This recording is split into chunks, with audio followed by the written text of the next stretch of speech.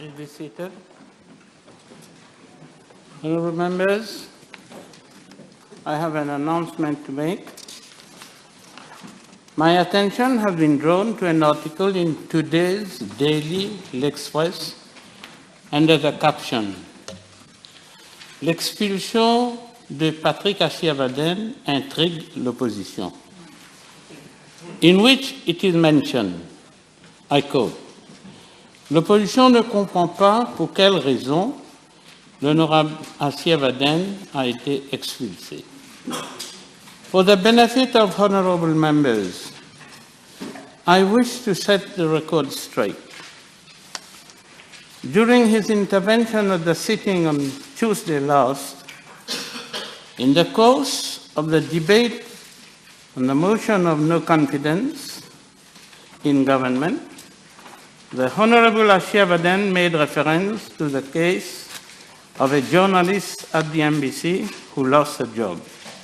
I quote, « Puisqu'une journaliste n'a pas pris la carte de visite d'honorable de nous, elle est suspendue, elle perd son emploi à l'NBC. » After some interruptions, the Honorable Danou asks to raise a point of order, to which the Honorable Achiabaden replied, he was not giving way.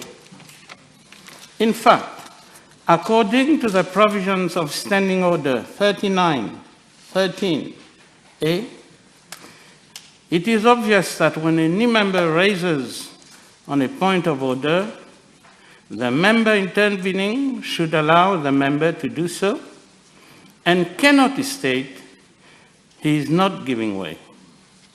The Honorable Achiabaden insisted that he was not giving way on the ground that the Honorable Danou, I quote, il est en train de m'interrompre.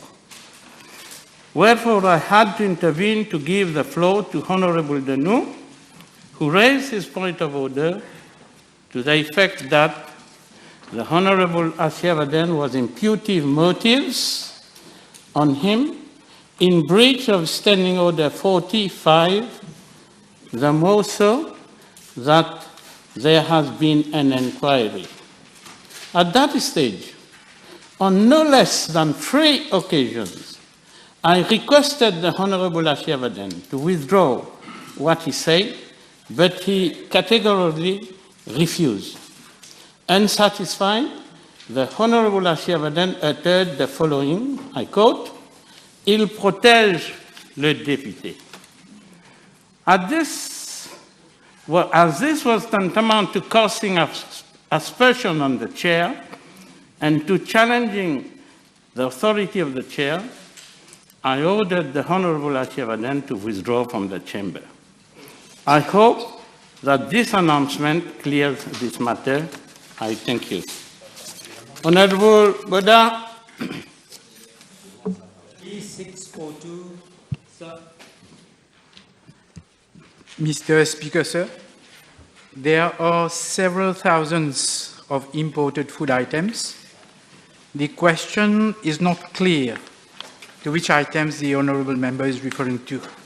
However, for the purpose of data collection and analysis, Statistics Mauritius classifies food items in 9 categories, and I am informed that the CIF cost for food imports was around 35 billion rupees in 2020, 39 billion rupees for 2021, and approximately 7 billion rupees as at February this year, that is 2022.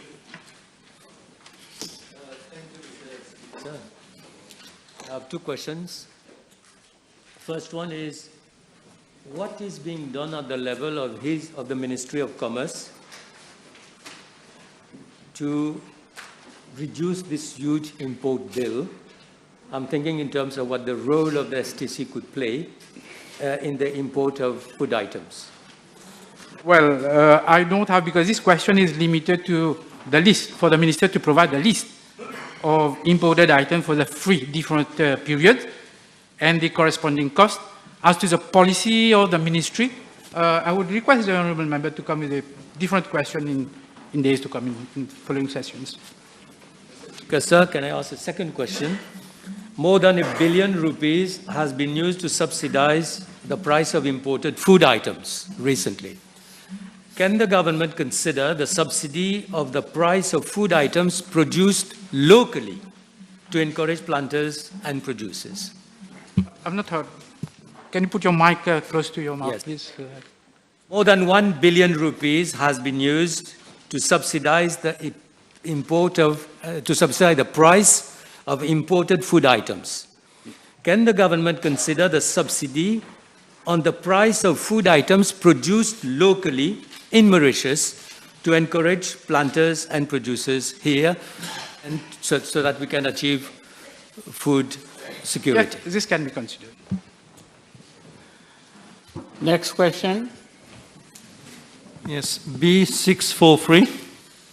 Mr. Speaker, sir, my ministry has not received any complaint regarding any disruption in the supply of medication on the local market. Although there have been articles in the press, no mention has been made regarding any specific medication which is out of stock. The disruption may be attributed to a specific brand. It is worth to note that as at 13th May 2022, there were 7,384 drugs registered with the Pharmacy Board to be sold on the local market. The list of drugs comprises both branded and generic versions of the pharmaceutical molecules. The list is available on the website of my ministry and is regularly updated. Mr. Speaker, sir, I wish to further inform the House that medicines are classified in around 40 different pharmacological categories, including cardiovascular, cytotoxic drugs, anti-epileptic drugs, anesthetic products, anti-diabetic drugs, anti-infective drugs, among others.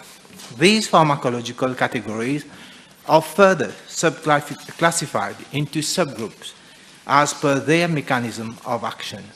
Each category has both the branded and generic versions, and a brand may have several generics.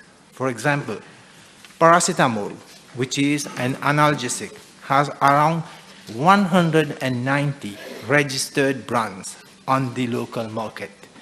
It may be possible that one or two brands of this analgesic may not be available, but there are several substitutes on the market. Thank you, Mr. Speaker, sir. Mr. Speaker, I'm very much surprised to hear from the Honourable Minister that there is no shortage of medicines on the local market.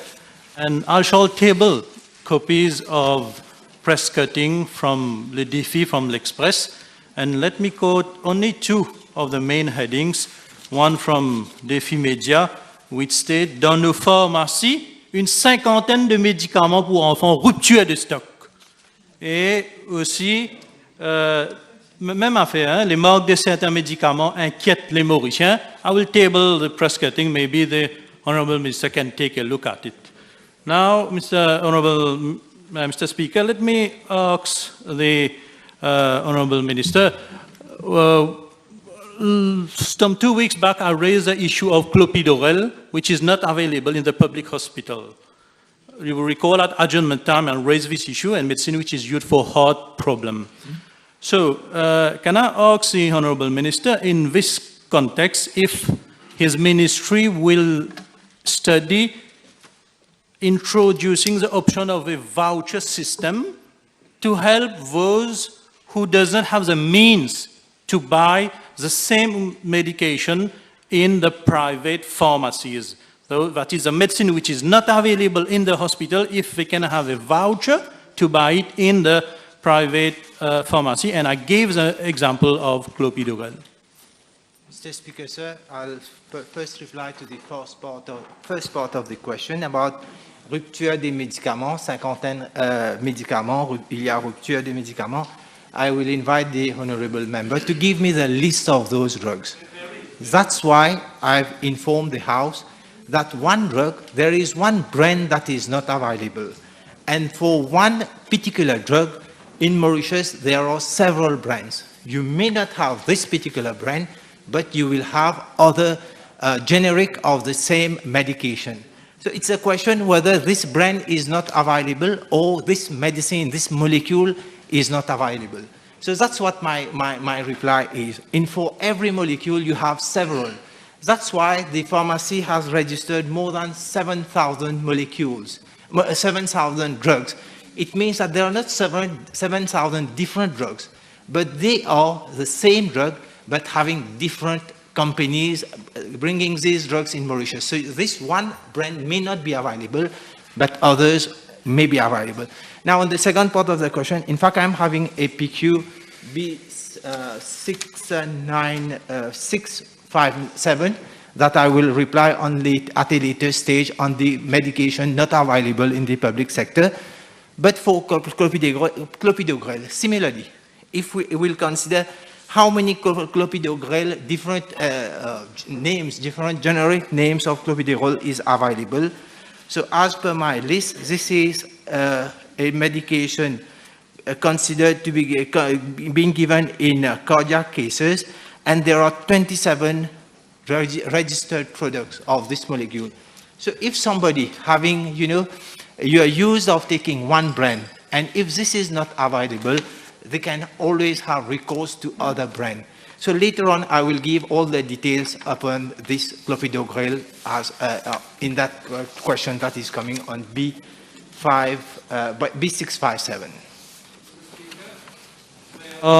Many factors for shortage of medicine. One being increase in price, whereby importers themselves, they don't import specific medicine because of the increase in price being as a result of the depreciation of the rupee. Can I ask the Honourable Minister if he's aware that small and medium-sized importers of medicine have complained on the difficulties of having permits to import medicine, but it takes too long for them to get the permit, and this has a direct impact to causing a shortage of medicine, which is detrimental to patients. Mr. Speaker, sir, again, I will invite the member to give me the specific medication where an importer is having difficulty to get the different licenses, the different provisions that are made, so that I can be, give it one by one, because broadly saying so, and we don't know what the importers haven't given as terms in terms of criteria, and then we can definitely give specific answers to this question. Now, medication, if not available in the local private sector, in the hospital, all the range of medication is available for one or other reason. It's not the first time that at one point of time, one medication is not available in the private sector, but it is available in the public sector. So this is for the population of Mauritius. In case you don't have it in the private sector, the drug is available.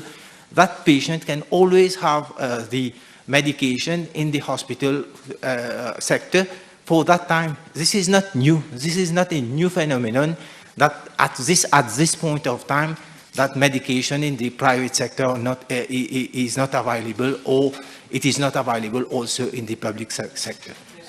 Number two.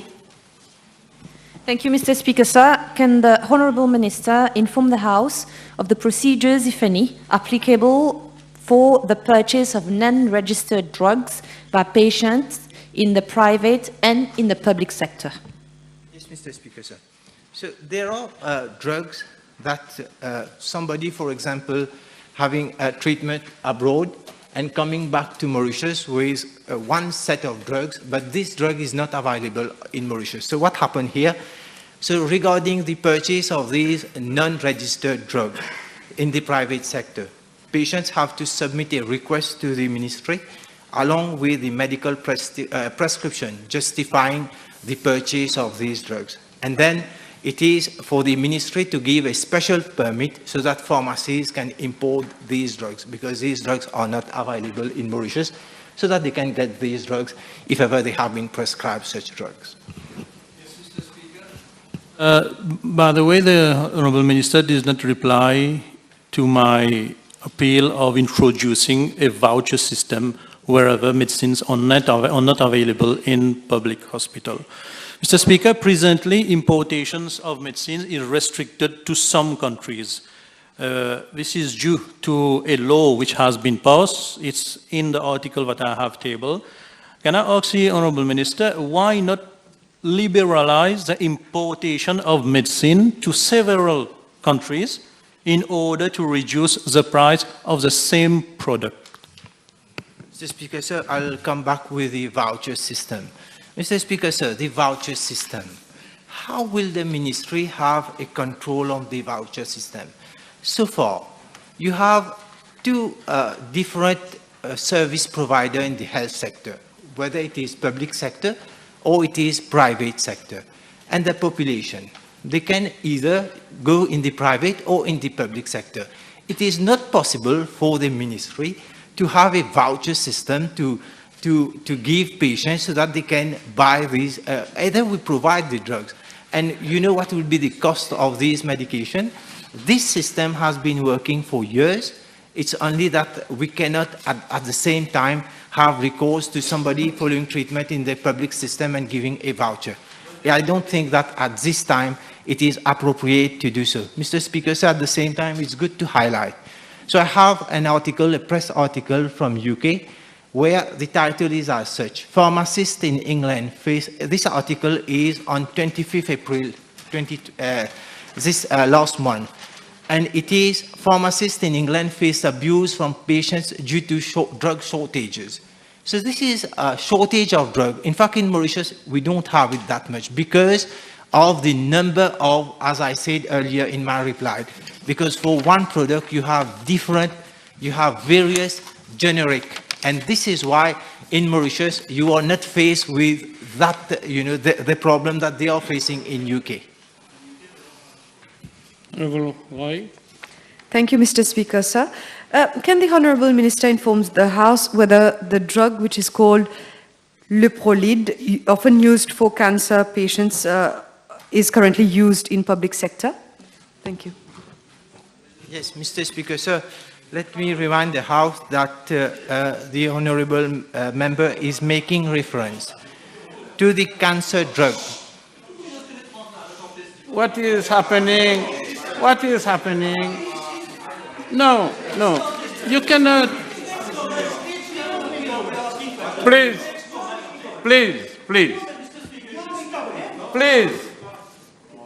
I am on my feet. I want to address the House. Both sides of the House, you have to put your questions through the Speaker. Any point of order should be through the Speaker. You cannot, even if you're right, you cannot just cross-talking, cross-conversation. You cannot do that. You see what you're doing now? You see what you're doing? You see what you're doing, my friend? Please. Now, you think you're right? You're losing the time of Parliament.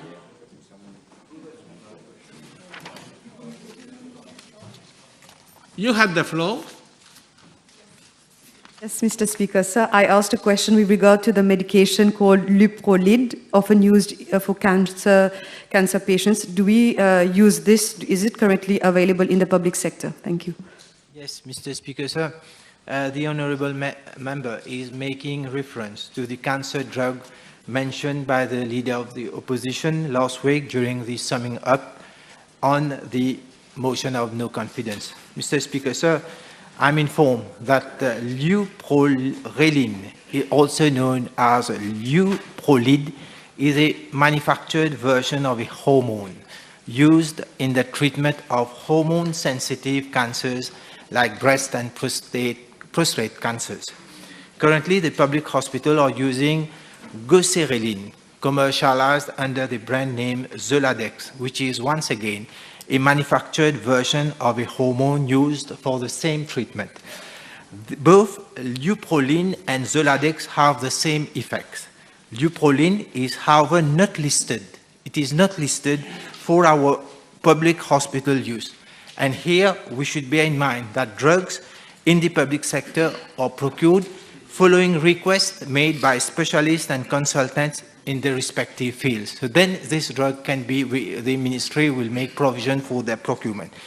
In the event, if Leuprolide is not available in the private sector, the prescribing doctor still has the possibility to avail to another substitute. So this is the question of whether the particular drug, if you have a substitute, you have different classes of different drugs of the same class, they can be used for the treatment of cancer patients. Mr.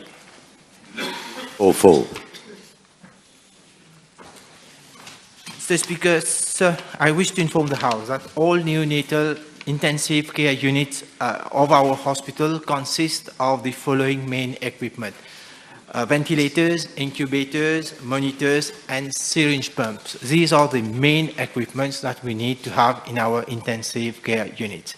Now, the intensive care unit of Victoria Hospital operates at the third level NICU, as per the American Academy of Pediatrics, and it has advanced equipment such as the nitric oxide therapy system, which can provide life-saving treatment to babies with a life-threatening medical condition known as persistent pulmonary hypertension. The neonatal intensive care unit at Victoria Hospital is in the process of being further upgraded to a level 4 NICU, where premature babies as from 24 weeks of gestation would be provided with respiratory support and treated with high level of care. All the other regional hospitals have level 3 neonatal intensive care units as per the American Academy of Pediatrics. As such, neonatal and intensive care units are adequately equipped for delivery of neonatal services as far as carrying out an audit of the said equipment right from the beginning. There is already a provision in the bidding document to ensure that medical and surgical equipment used in NICU meet quality standards. At time of delivery, the equipment procured are commissioned to ensure that they meet the set of technical requirements prior to acceptance. Provision is also made in the bidding document to require the supplier to maintain the equipment post-warranty period for a duration of 5 years. Once in use, the said equipment is under regular monitoring by a team of officers from Biomedical Engineering Unit and the Surgical Technology Department of my ministry, whereby periodical inspections are carried out to ensure that they are operational at all times. Honorable Bayat, you have to raise your hand. Now I have already given the floor to Honorable Bayat. Thank you, Mr. Speaker, sir. Can the Honourable Minister table a list of all the equipment that are used in neonatal ICUs, intensive care units, in the different regional hospitals? Yes, Mr. Speaker. So I'll table the list of medication, the make, the duration, when it was purchased, the warranty period, as well as what is the price that we have purchased this equipment. Mr. Speaker, sir, I will at a later stage table all these documents. Can the Honourable Minister inform the House of the measure taken for the treatment of neonates with persistent pulmonary hypertension? Yes, Mr. Speaker, sir, the treatment with persistent pulmonary hypertension is nitric oxide therapy. And this is a life-saving treatment offered to critically ill babies suffering, resulting with a very low chance of survival. The system will be operational in Victoria Hospital in the first instance and includes several installations such as blood gas machine with methemoglobin and lactate level, separate air extractors for this machine.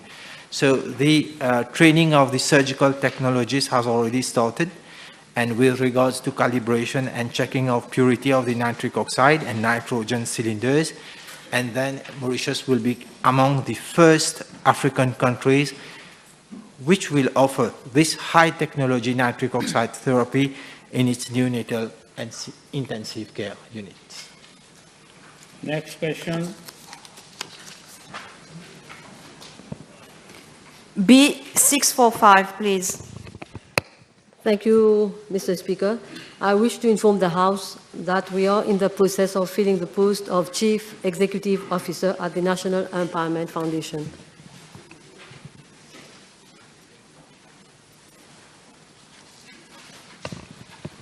Je vous remercie, Monsieur le Président.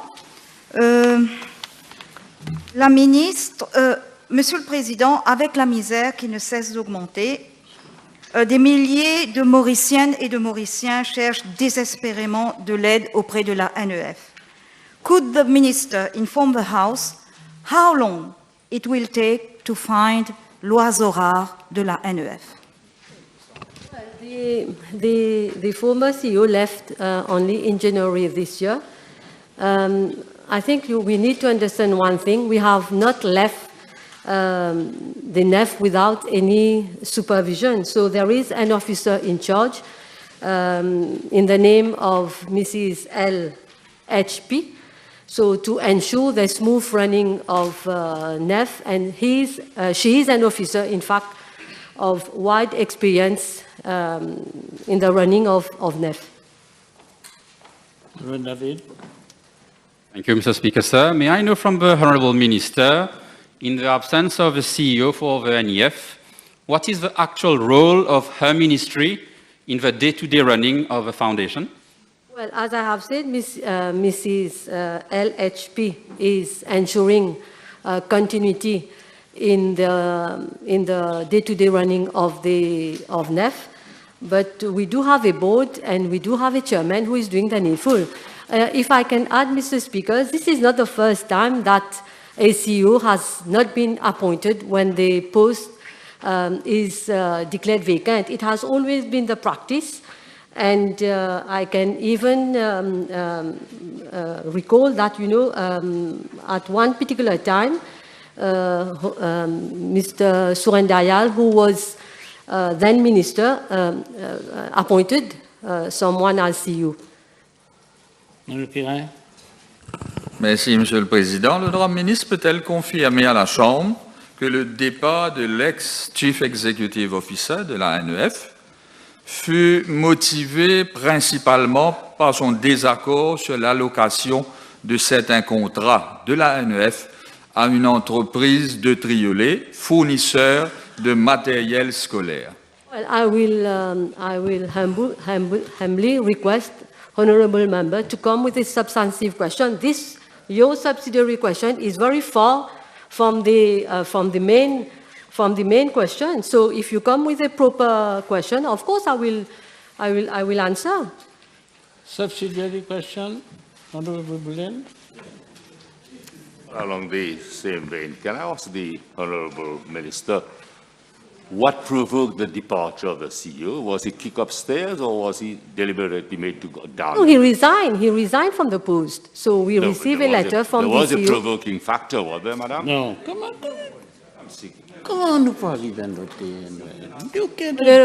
Honourable Bulel, I have just answered that the former CEO, he resigned, he sent a letter. So what can I tell more in the House? So there is a letter from the CEO, he resigned, that's it. MP Bélanger. B646. Mr. Speaker, sir, my ministry has indeed taken cognizance of the steady vulnerability to collapse of coral reef ecosystems in the Western Indian Ocean, which is predicting many negative impacts of global warming and climate change affecting the fragile ecosystems like coral reefs in the WIU region, including the small island states like Mauritius and Seychelles. The state of marine ecosystem, including the plight of the coral reefs in the Western Indian Ocean, is not something new. For almost more than 2 decades now, the coral reefs of Mauritius have been experiencing negative impacts of climate change due to global warming.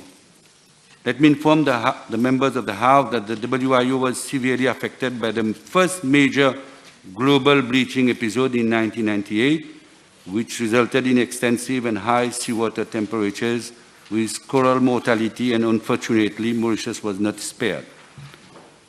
Luckily, in Mauritius, we are proud that we have a population which is conscious about the environment, and I take this opportunity once again to thank one and all who have been standing united to protect our nature. We have all witnessed the patriotism of the Mauritian nation during the Wakasho oil spill, and I wish to applaud all those who were engaged in the protection of nature, be it inland or in the ocean. Mr. Speaker, sir, as a small island developing state, Mauritius depends heavily on its marine resources. The extent and frequency of the events during the years has increased, and the government has always been very conscious of the threats to the coral reef ecosystem and the increasingly occurring adverse impacts due to climate change. 3 ministries are directly involved in the protection and restoration of coral reefs in Mauritius. Many projects are being carried out by my ministry to enhance the resilience of our marine environment and the coral reefs, and I would like to name just a few.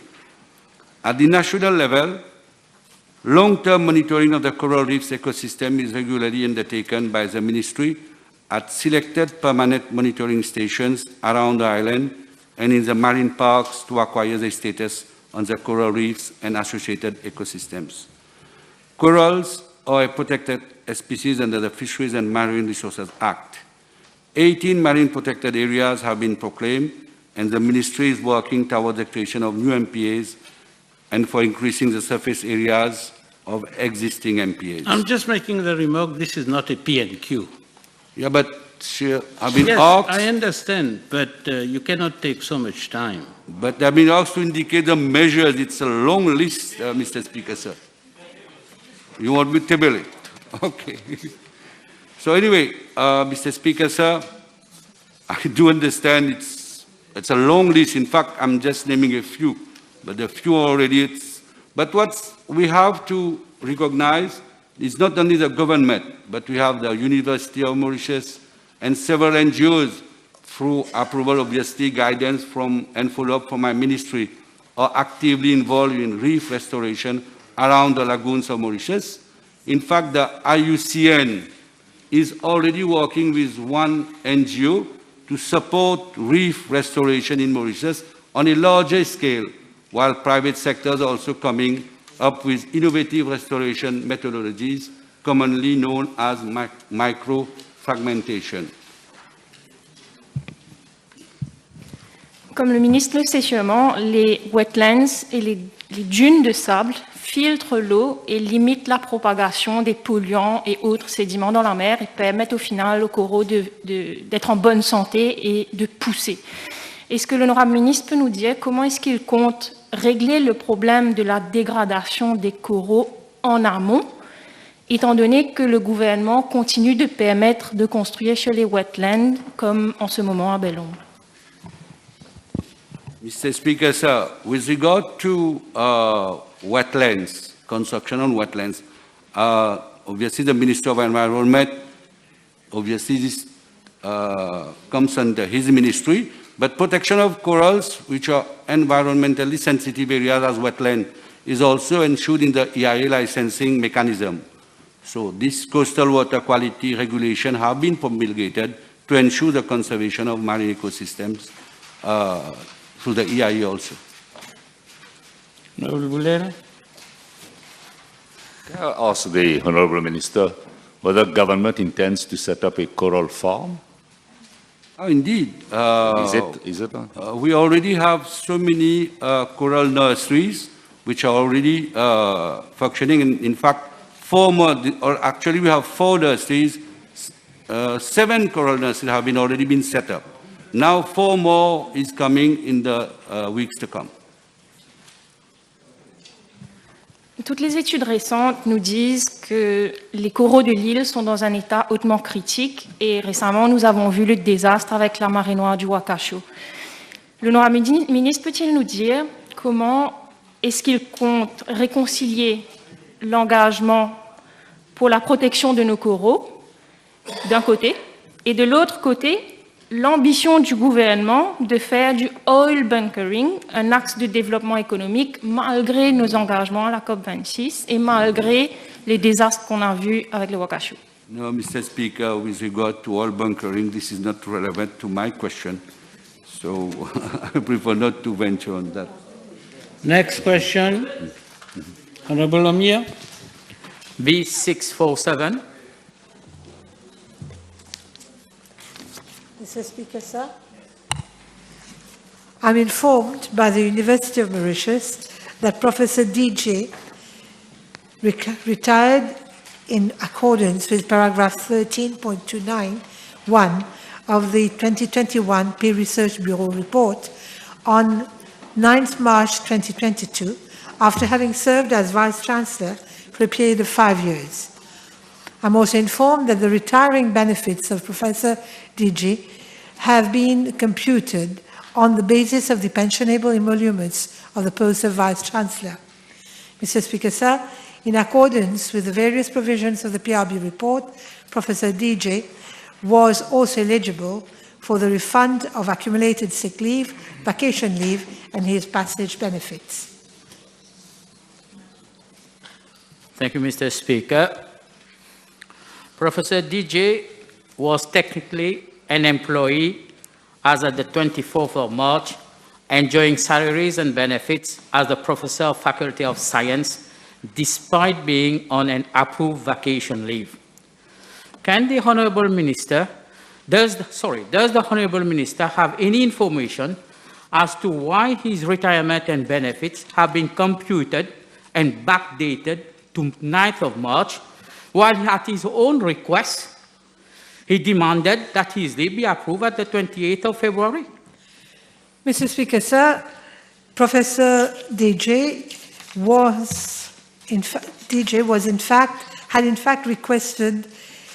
had written a letter to the Council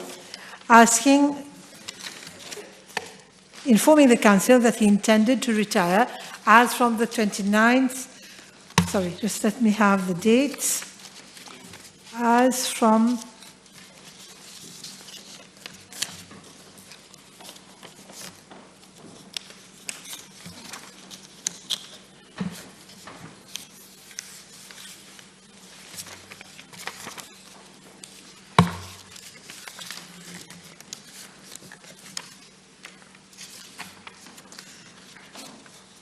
the end of 28th of February 2022. His request was submitted to the University's Council, and he was asked to wait for a reply. Now, Mr. Jerry, the Vice-Chancellor did not go back to work, and he had, if ever there was an overpayment made, it was recapped by the Council of the University. Thank you, Mr. Speaker. I quote, as per PRB report, a retired officer gets the benefits at the post he was holding on the previous day.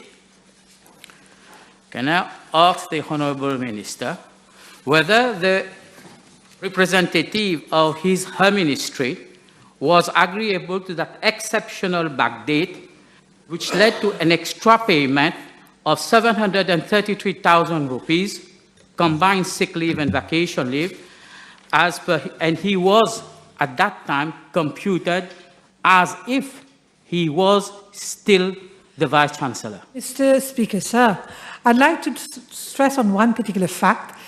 The Vice-Chancellor was appointed as Vice-Chancellor and had retired as Vice-Chancellor. The Council wanted some time to figure out what are his benefits, and they requested advice from the Ministry of Public Service, and in fact, there was a high-level committee, a high-powered committee that had figured out and had decided that he could, in fact, retire as Vice-Chancellor because he was appointed Vice-Chancellor. He was not even acting as one. He was appointed as Vice-Chancellor, as from 2017. Last supplementary. Thank you, Mr. Speaker. Can I ask the Honourable Minister, in the request of his early voluntary retirement, there's also the issue of having inquiries of 2 internal cases and 2 external cases which have been levied against him. Whether her ministry will ensure that the University of Mauritius pursue all its investigation, and if there were to be any criminal offense, with the matter to be reported to the authorities concerned and appropriate actions be taken. Mr. Speaker, sir, the University of Mauritius will operate as per its statutes and will have to carry out any investigation if ever required. Next question. B648.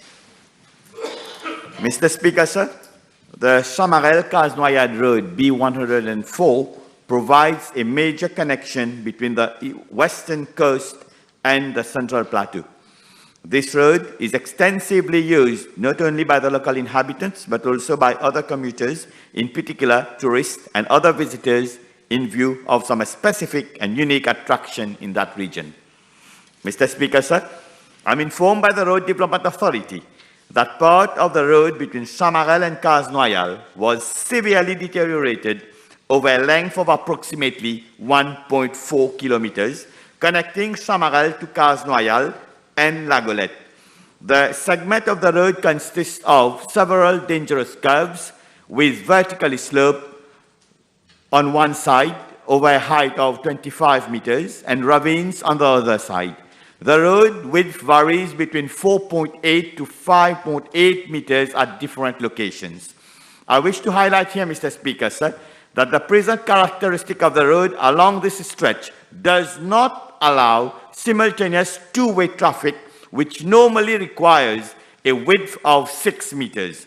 Moreover, this narrowness of the road, coupled with frequent rockfall from the vertical slopes, represents serious safety hazard to road users.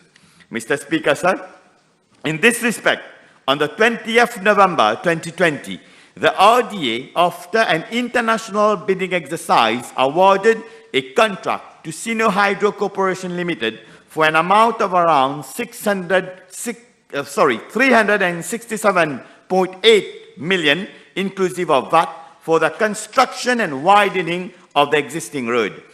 The scope of works comprises, firstly, the construction and widening of the existing road over some 1.4 kilometers, consisting of 7 meters width carriageway and 2 meters wide paved shoulder on one side in flexible pavement with crushed stone sub-based. Excavation of the mountain slope using a specialized technique, construction of gabion retaining structures, installation of rock nets, construction of drainage infrastructure, provision of road furnitures, installation and commissioning of solar street lighting poles and luminaire, and construction of 2 viewpoints. Last week, my colleagues of constituency number 4 and myself, 14, had the opportunity to take stock of the complexity of the works and progress on site.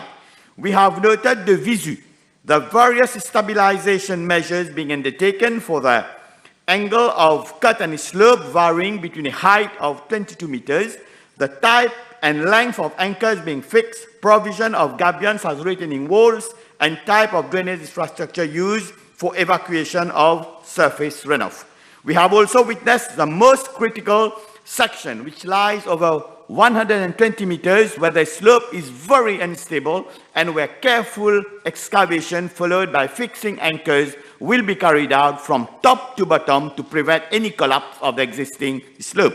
Mr. Speaker, sir, work are progressing smoothly, and I'm informed that same are expected to be completed in August 2022, following which the road from Chamarel to Casnoyal will be open to the public. As at date, 65% of the works have been carried out. Thank you. And the Honourable Minister informed the House of the number of trees that have been fallen for the implementation of this project. And what about the actions that have been taken after that to replace them? Mr. Speaker, sir, as I've mentioned in my reply, we were working on a very, I may say, dangerous site, where on one side there's a ravine and on one side there's a slope where there was rockfall and could constitute a life life-threatening hazard. So we had no choice to cut down 211 trees. But after cutting 211, 633, that is 3 times more trees have been planted. And regarding the endemic plants, a total of 426 have been transplanted. And the Honourable Member will be interested to know that this plant has been replanted or transplanted in the region of Nouvelle-France. Yes, thank you, Speaker. This is a very popular road used by nature lovers. In a PQ, B/728, dated 24 July 2018, the then Minister of Public Infrastructure stated work will start May 2019. Can we know why is such a delay in implementation of this particular project? Mr. Speaker, sir, I think it's a question of each minister got their own set of priorities.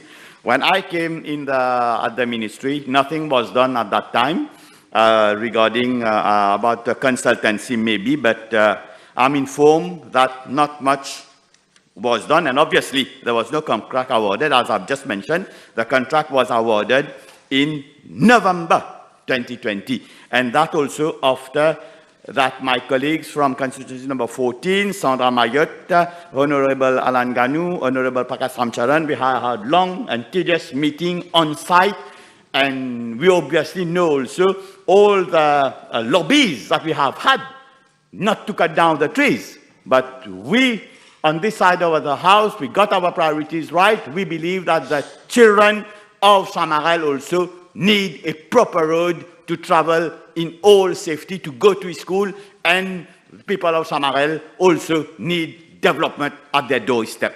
Thank you. Thank you, Mr. Speaker. Can the Honourable Minister inform the House if there has been any other delay in the present implementation of the project? Yes, Mr. Speaker, sir.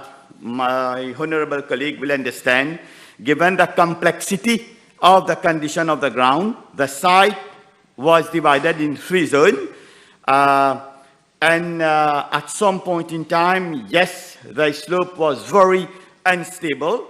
And in view of the major excavation work being carried out, the traffic to Samarel have had to be rearranged. And there was, we had COVID lockdown twice, and on this site, it's good to know that it's impossible to work during rainy season, and we have had quite some, a long period of rainy season at the beginning of this year itself. The work ought to have been completed, je dis ça de mémoire, avril 2022, and now, as I've replied, we will have those delays. We have extended the work till August 2022. And I can reassure the member, that the honourable member, that I'll see to it there is no further delay, because we know very well the encumbrance and difficulties being faced by the inhabitants of Samarel.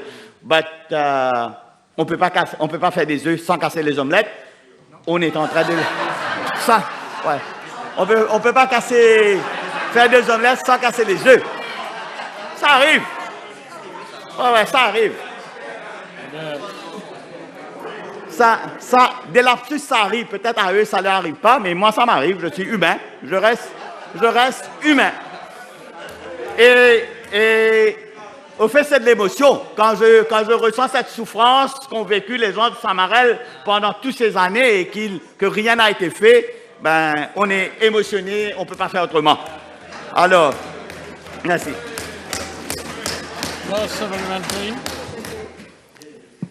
Les ONG militant pour la protection du patrimoine avaient alerté sur le fait qu'une plaque bicentenaire datant de 1822 avait été enlevé pour les besoins de ces travaux.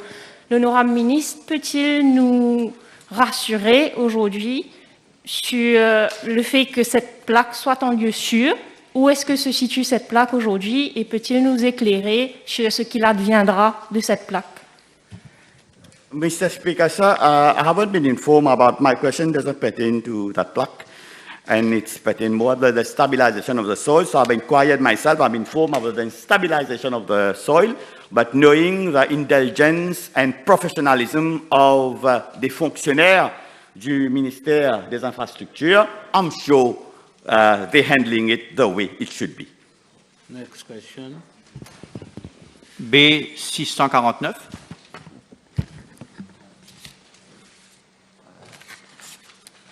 Mr. Speaker, sir,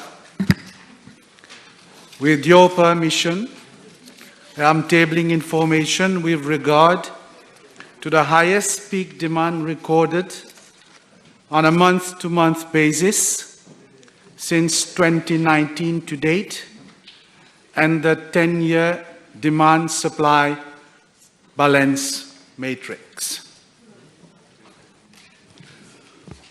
Monsieur le Président, can I?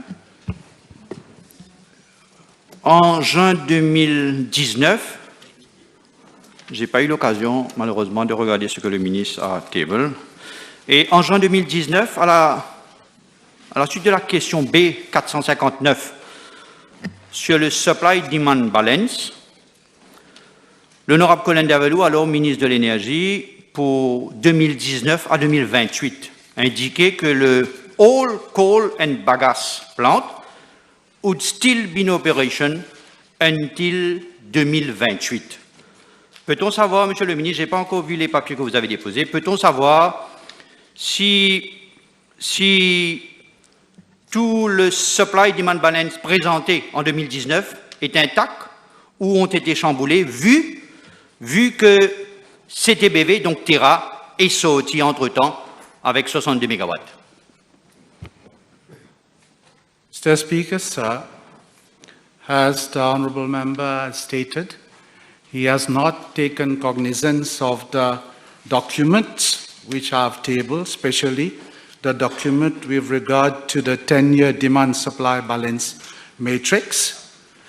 These figures that I have tabled are official figures that have been submitted by the Central Electricity Board and has taken on board also the stoppage of activities by Terragen.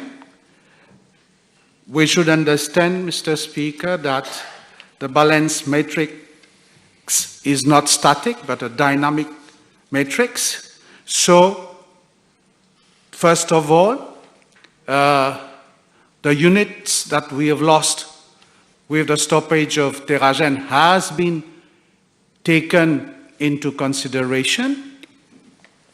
I have stated earlier that because of that, the Central Electricity Board has had to review its maintenance plan, that is having more maintenance concentrated during the winter month and shifting others during the summer month. As it is, we do not have energy from Terragen since the 29th of April, and we've been able to supply the country. And on that note, Mr. Speaker, sir, let me again assure, first of all, the House, but also the population at large, that the Central Electricity Board will be able to fulfill its obligations with regard to the supply of electricity in the country and meet the demand. And allow me also, Mr. Speaker, sir, to seize this opportunity to congratulate the staff of the Central Electricity Board and to put on record, especially those at the level of the production department and the load dispatching department, for the good work that they are doing. So this matrix, Mr. Speaker, sir, takes into consideration several factors, Mr. Speaker, sir, especially the changes that I've highlighted, But at the end of the day, what is important, Mr. Speaker, sir, in the matrix is the reserve capacity margin. And I can again assure the House that with regard to that reserve capacity margin, the Central Electricity Board is operating above the threshold value, which is -5 for the coming 10 years.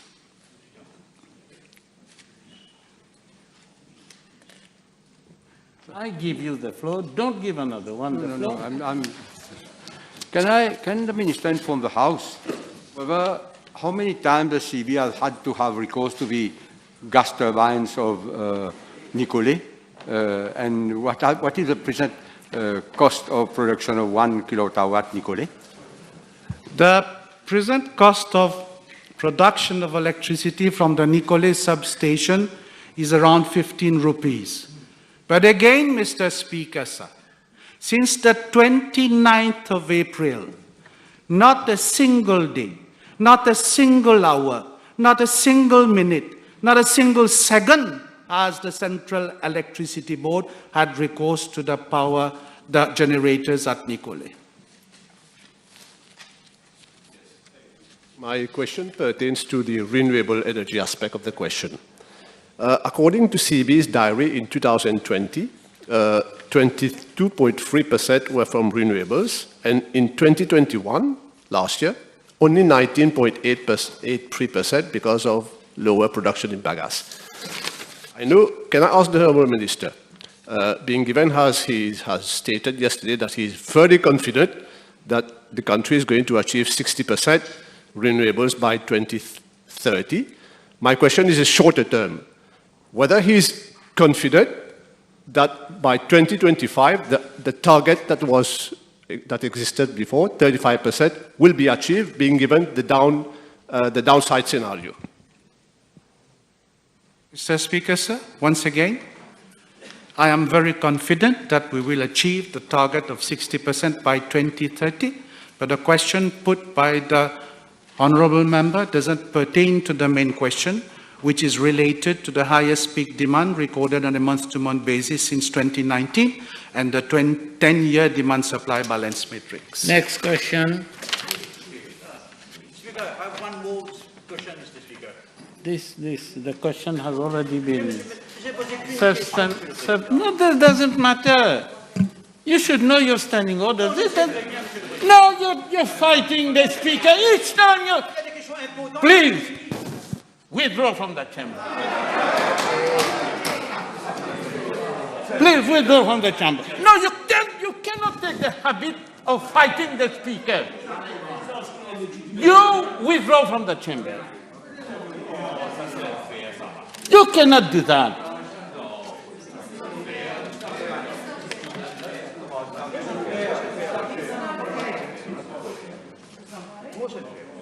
Again, you're playing with fire, most unfair, most unfair. You're casting aspersion on the Speaker.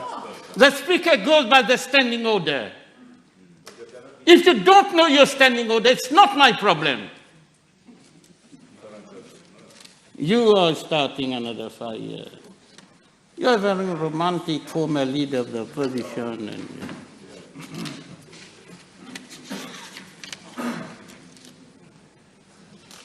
And this is what you wanted, take the whole time. Okay, we'll sit down and take the whole time of Parliament until the Honourable Minister withdraws from the chamber.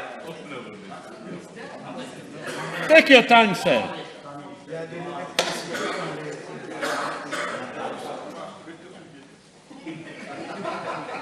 And then you will go and say you don't know why you were asked to withdraw. This morning, some time back, I gave you an announcement, and you still do the same thing.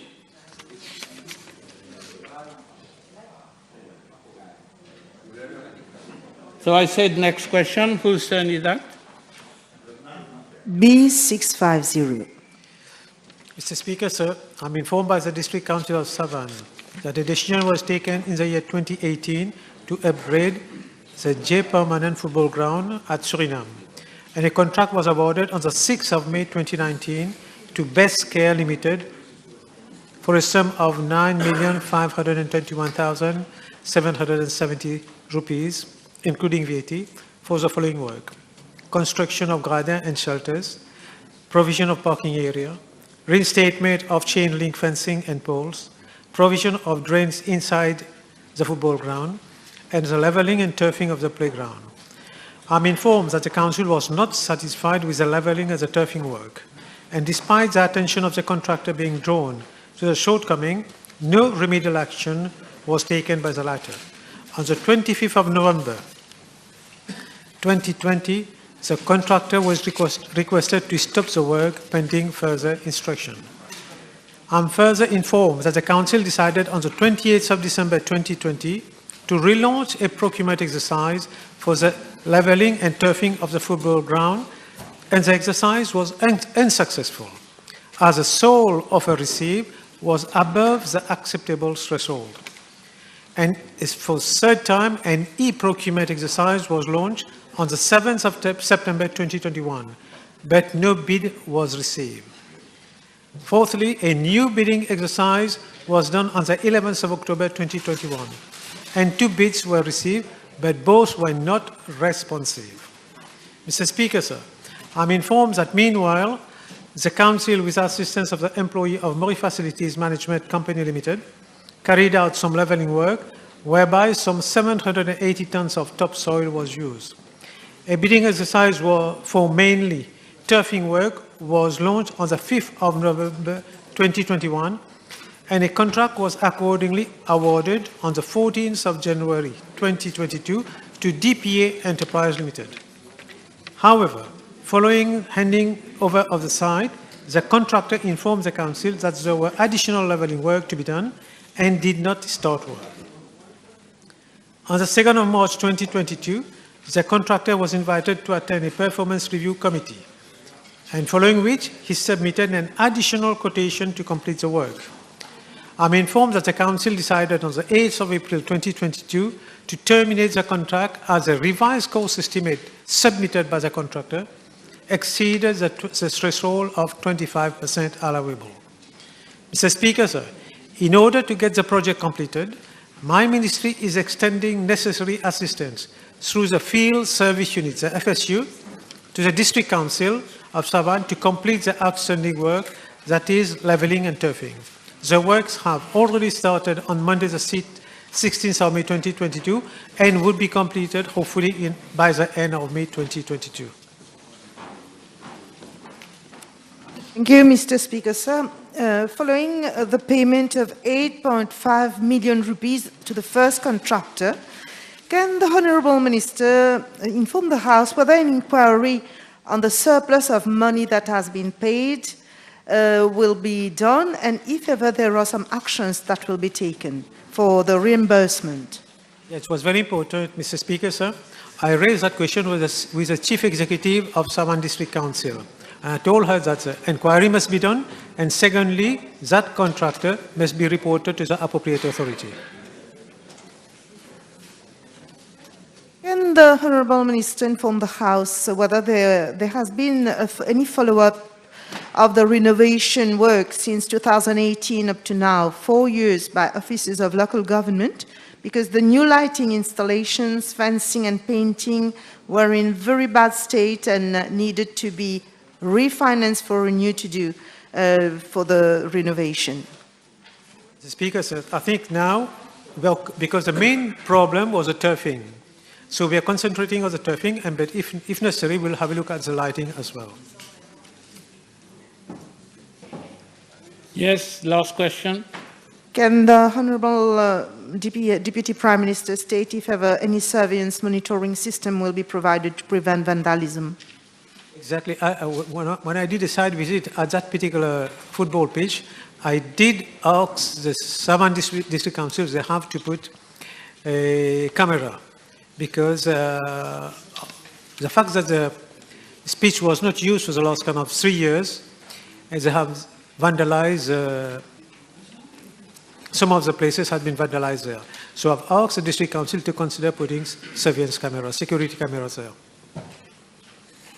The table has been advised that PQB 667, B 682, B683, B691, B696, and B704 have been withdrawn. Next question. Roll number.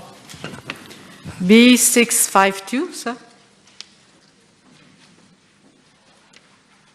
Mr. Speaker, sir, I'm informed by the National Disaster Risk Reduction and Management Center that around 7:35 p.m. on Thursday, 28th of April 2022, a portion of Afan Tan Quen Street, a public road at Labut, partially collapsed. That was due to excavation work which were being undertaken on a private construction site found thereat by a contractor. The partial collapse of the road caused damage to the water piping system of both the Central Water Authority and the Wastewater Management Authority, whilst 2 electric poles of the CB along the road of the construction site were also at risk of being destabilized. The existing sewer manhole situated at the corner of Afan Tan Quen Street had also collapsed.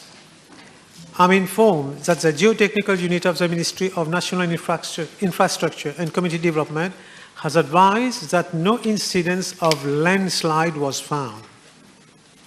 The collapse of the road was due to soil erosion of the excavated area caused by water leakage and the lack of proper excavation methodology on behalf of the private contractor. Mr. Speaker, sir, a preliminary intervention was carried out on the same night by the National Disaster Unit, together with the Police Information and Operation Room, the CWA, the WMA, and the CB. Preliminary repair work were undertaken by the CWA and the WMA to fix the damaged pipe, while the CB intervened on the 2 destabilized electric poles on the same night. 2 water tankers were also deployed as a palliative measure for the affected inhabitants. The affected site was cordoned off by the police, and vehicular access along the road was restricted. Police presence was maintained thereat, and the public was informed of the closure of the road through InfoRoute. The police was requested to carry out regular patrol in the affected area. Furthermore, the collapse of the soil caused horizontal cracks in the foundation of an adjacent building, wherein the owner of the building was advised to look into measures to reinforce the basement. A first site visit was effected on Friday, the 29th, that is the next day, by the relevant stakeholders, including my colleague, the Honorable Mrs. Chakori, the PPS, the geotechnical unit of the Ministry of National Infrastructure and Community Development, and the Municipal Council of Port Louis, following which the owner of the affected site was officially requested to reinstate same at the earliest. Following complaint from the inhabitant of persistent water pipe leakage, another site visit was carried out on Monday, the 2nd of May, 2022, with all the relevant stakeholders, including the owner of the affected site, the private contractor, the police, and the special mobile force to reassess the situation, and the following measures were taken. The source of the water leakage was detected and remedied by the CWA. As a precautionary measure, the latter rerouted its water pipe away from the affected site. The WMA reinforced the sewer line found at the affected site, and the monitoring of the affected site is being conducted twice daily by the WMA inspectorate team. And the CB rerouted its overhead electric cable from an existing electric pole found on the rim of the collapsed portion of the road. As far as the light rail system is concerned, I'm informed by the National Disaster that the Metro Express Limited confirmed that the Metro rail was 70 meters away from the affected site, and same did not represent any danger to the light rail system. Mr. Speaker, sir, the City Council of Port Louis is proposing to issue the necessary clearance to the owner to take appropriate action to render the site safe for further development work. The private contractor has been requested to ensure that all works are undertaken in accordance with the law. As a precautionary measure, the private contractor has been requested to place sandbags up the road to avoid flow of stormwater towards the affected side when it rains, and to urgently remove all the loads of aggregate on the road surface at the affected site manually. A temporary structure of circular bricks filled with soil has been placed to stabilize the affected area and prevent further erosion and degradation. Furthermore, the National Disaster and Management Team, together with the police, have carried out sensitization campaign with local inhabitants regarding the precautionary measures to be taken and were advised not to venture near the affected site. The situation is being closely monitored, and so far there has been no further incident. Yes, thank you, sir. Will the Honourable Minister state whether a construction or a development permit had been issued by the municipality of Port Louis for a wall to be built there or excavation works to be carried on the spot, and whether, in view of the nature of the land, soil tests had been undertaken prior to the issue thereof?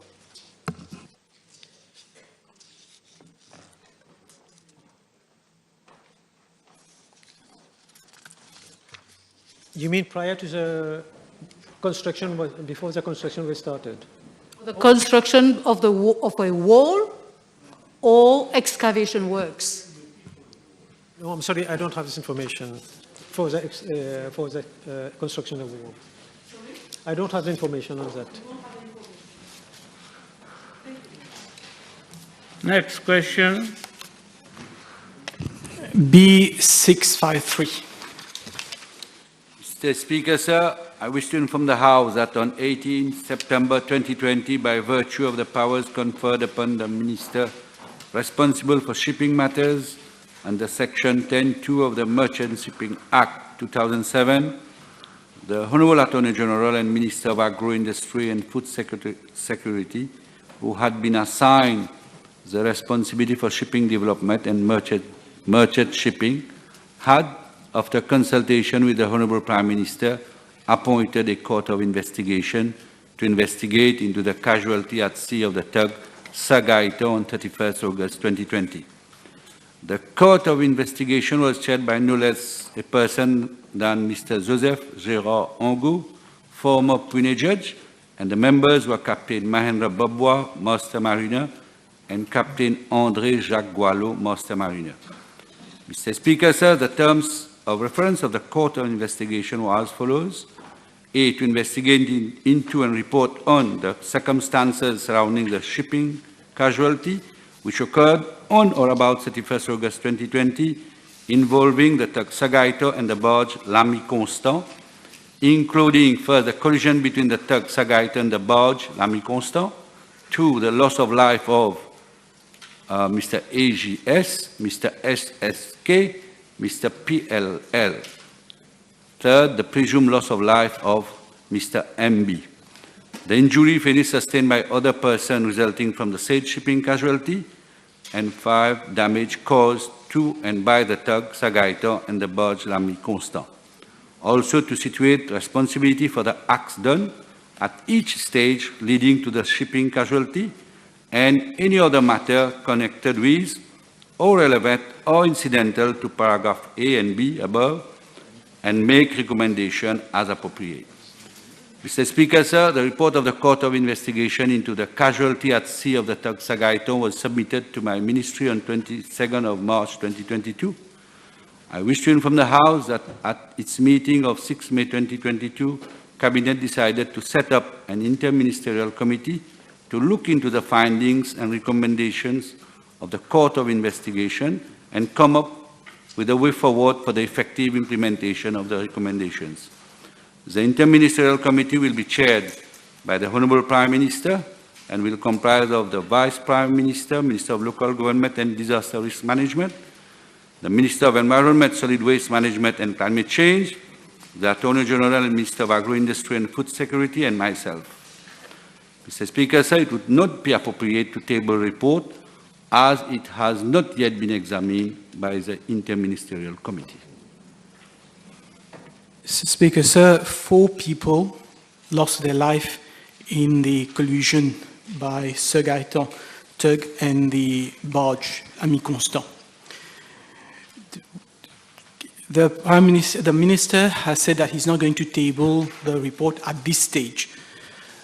But for the benefit of the family of those victims, can the Minister at least inform the House whether the Court of Investigation has found any person liable for what happened at sea on that day? Mr. Speaker, sir, the first meeting of the Interministerial Committee is scheduled for this Thursday of this week. So, in fact, I don't want to speculate, or I'll just make an appeal to members of the House not to speak so as to make believe that there is any sort of cover-up. In fact, Mr. Speaker, sir, I wish to assure the House and the public at large that there has not been any cover-up and there will never be any cover-up. I prefer that we wait for the Interministerial Committee. Being given, on fait, Monsieur le Président, que le bon sens soit là, je fais un appel à tout à chacun, y compris les parlementaires, bien sûr le public et surtout les médias. Comme bien dit par l'honorable membre, ce drame a entraîné la mort de 3 de nos compatriotes ainsi que la disparition du capitaine. Alors il ne faut pas tirer des conclusions hâtives. Alors sur le rapport, il faut réaliser que les familles, surtout les enfants de victimes, portent toujours le deuil de leurs proches. Alors je lance un appel à la compassion de tout un chacun. Il ne faut pas remuer, comme on dit, ne remuons pas le couteau dans la plaie. Alors, we prefer to wait for the Interministerial Committee and the decision thereof. No allegation of cover-up that we are asking the publication of this report. May I know from the Honourable Minister whether any decision has been taken by government or will be taken as in that ministerial committee as far as compensation payable to the family of the 3 dead persons and the 4th one who has not been recovered? I'm not aware of such issues, but let the committee meet and then we can take stock. Then we'll come back again. The decision of the Interministerial Committee, has any decision been taken by the Mauritius Port Authorities with regard to any officers who have been involved in this dramatic incident? Mr. Speaker, sir, I don't have the information right now, but I got information that there are some cases. I think the MPA has initiated against those officers who were responsible on that day. So I don't have exactly what disciplinary action has been taken up to now, but I think that's up to the MPA. Next question. Thank you, Mr. Speaker, sir. B654, please. Monsieur le Président, Monsieur GS a d'abord été employé en tant que senior advisor au ministère des Finances à temps partiel pour une période de 3 ans à partir du 4 avril 2016. Monsieur GS a offert ses services sans aucune rémunération du 4 avril 2016 au 22 janvier 2017. Cependant, il siégeait sur le conseil d'administration de plusieurs corporats étatiques. Le 23 janvier 2017, les termes et conditions de son contrat de travail ont été révisés et ses services ont été retenus à temps plein. En conséquence, il a perçu un salaire mensuel de 122 000 roupies et une indemnité mensuelle de services supplémentaires de 50 000 roupies. Il avait également droit aux avantages et conditions de services accordés aux hauts fonctionnaires de niveau comparable dans la fonction publique. Son contrat de travail a ensuite été renouvelé pour une nouvelle période d'1 an avec effet au 4 avril 2019 aux mêmes conditions. Toutefois, l'emploi de M. GS en tant que conseiller principal a été résilié en vertu de l'article 113 de la Constitution et de l'article 62 de la Workers' Rights Act, avec effet au 14 novembre 2019, à la suite des élections générales qui se sont tenues en novembre 2019. Monsieur le Président, en ce qui concerne la partie B de la question, Monsieur GS était premièrement le président du conseil d'administration du Board of Investment du 3 mars 2015 au 14 janvier 2018, où il percevait une rémunération de 70 000 roupies par mois. Il était aussi le président du Human Capital Committee d'avril 2015 à janvier 2016, ainsi que de mars à octobre 2016. À ce titre, il touchait une allocation mensuelle de 5 000 roupies, ainsi qu'une allocation de 10 000 roupies par séance. Deuxièmement, il était président du conseil d'administration de la Financial Services Promotion Agency de février à décembre 2017, bénéficiant d'une rémunération mensuelle de 70 000 roupies. Troisièmement, il était président du conseil d'administration de l'Enscope du 30 juin 2016 au 21 novembre 2019, avec une rémunération de 70 000 roupies par mois. Il était aussi président du conseil d'administration des subsidiaires de l'Enscope, Mauritius comme suit.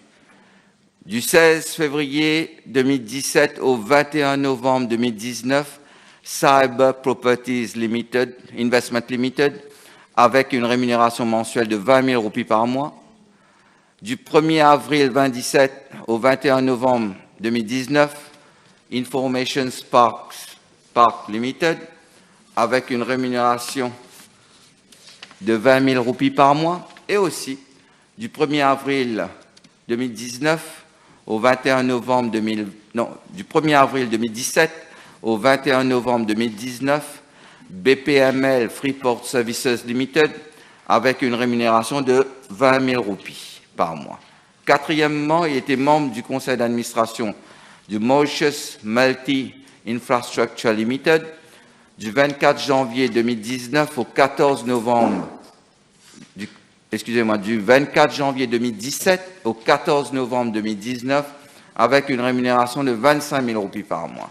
Il était aussi membre du Build Evaluation Committee, où il était payé 32 500 roupies du 24 janvier au 31 décembre 2017, 40 000 roupies du 1er janvier 2018 au 31 décembre 2018. De plus, il était payé 15 000 roupies pour le Technical Committee du 1er janvier au 31 décembre 2018.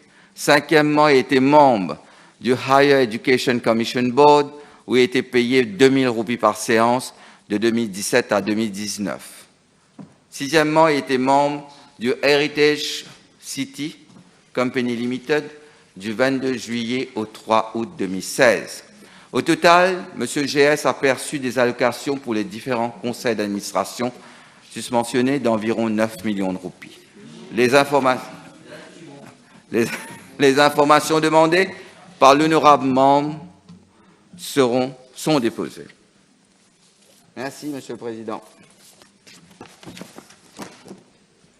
Thank you, Mr. Speaker, sir. As per the reply of the Honorable Minister, on voit bien que le monsieur GS avait plusieurs codes à son orgue. And can the Honorable Member please confirm, while Mr. GS was at Landscope, if there was any inquiry on him concerning abuse of petrol allowance?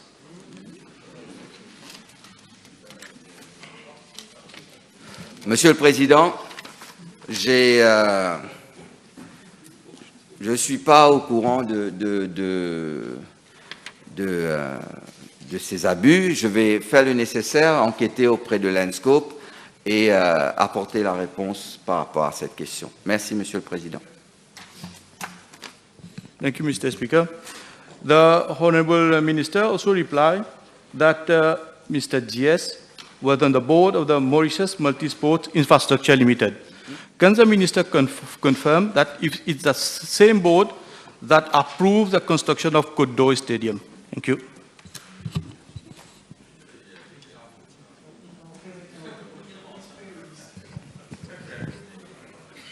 Monsieur le Président, je vais vérifier les informations et les déposer à la Chambre. Merci. Yes, Mr. Speaker, the Honourable Minister gave a list of several appointments of Mr. JS, Info, BPML, MMIL, Multisport, and Landscope, and etc. My question, Honourable Minister, who nominated Mr. JS on all this board? His nomination was approved by whom?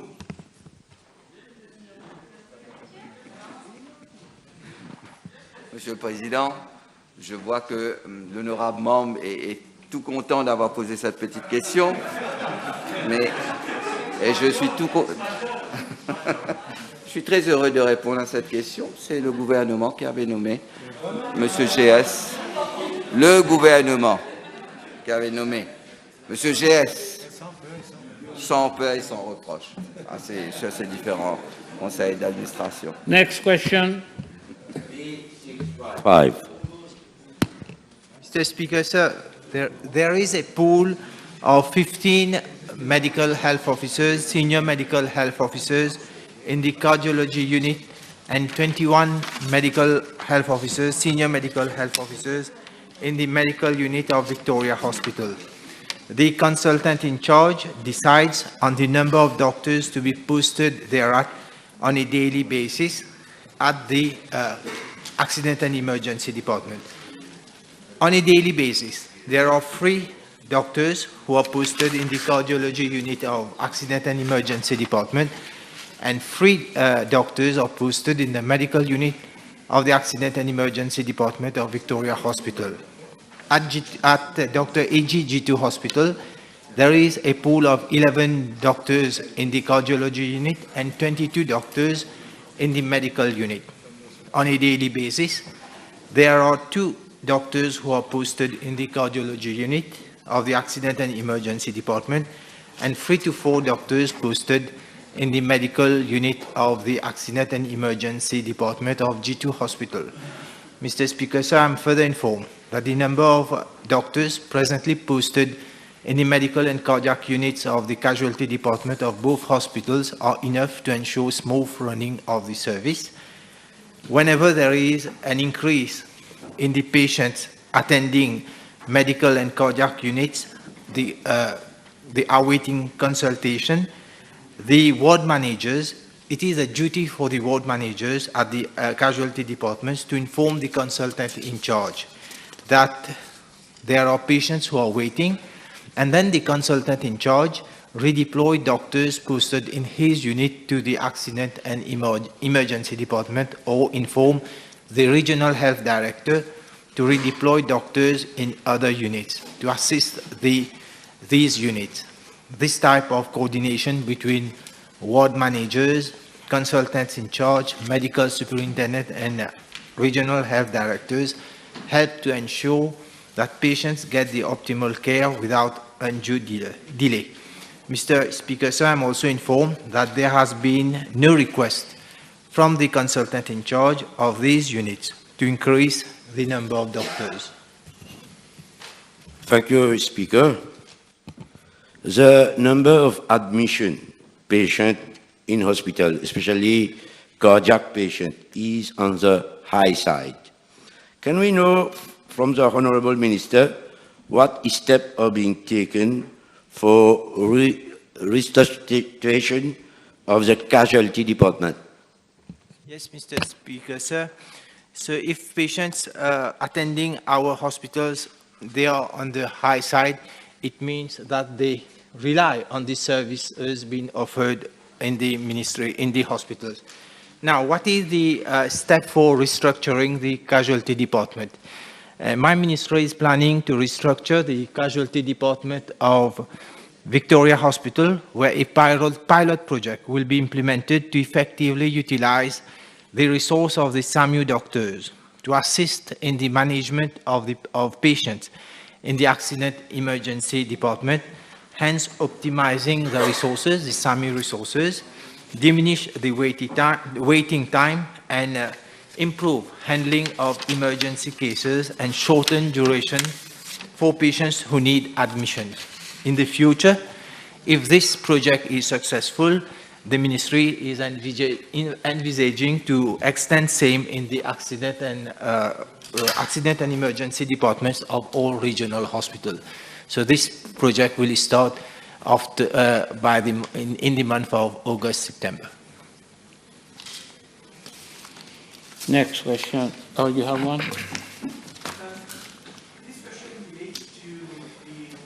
Medical and cardiac unit at casualty departments, which usually deals with emergency cases. Is there any protocol in case there is a shortage of staff or doctors and these people need urgent medical intervention? Is there any protocol with private clinics and hospitals where the patients can be redirected in case of urgency? No, Mr. Speaker, sir. For the time being, there is no joint venture between the private and the public sector. Now, we have to look at the different stages. If in case in the future, for example, at one time, the CT scans were not available in the public sector. Then the patients were directed in the private sector, were specifically for these tests. And recently also, the EEG machine, where you do some tests, where the machines in the hospital were broken, so we directed patients specifically to do the EEG test.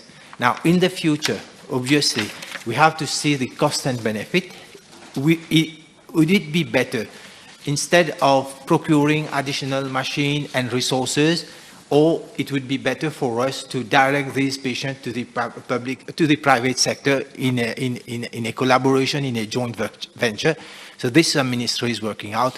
And if this is the possibility, there is more, the efficiency gain is more through these projects, obviously we will go ahead in that.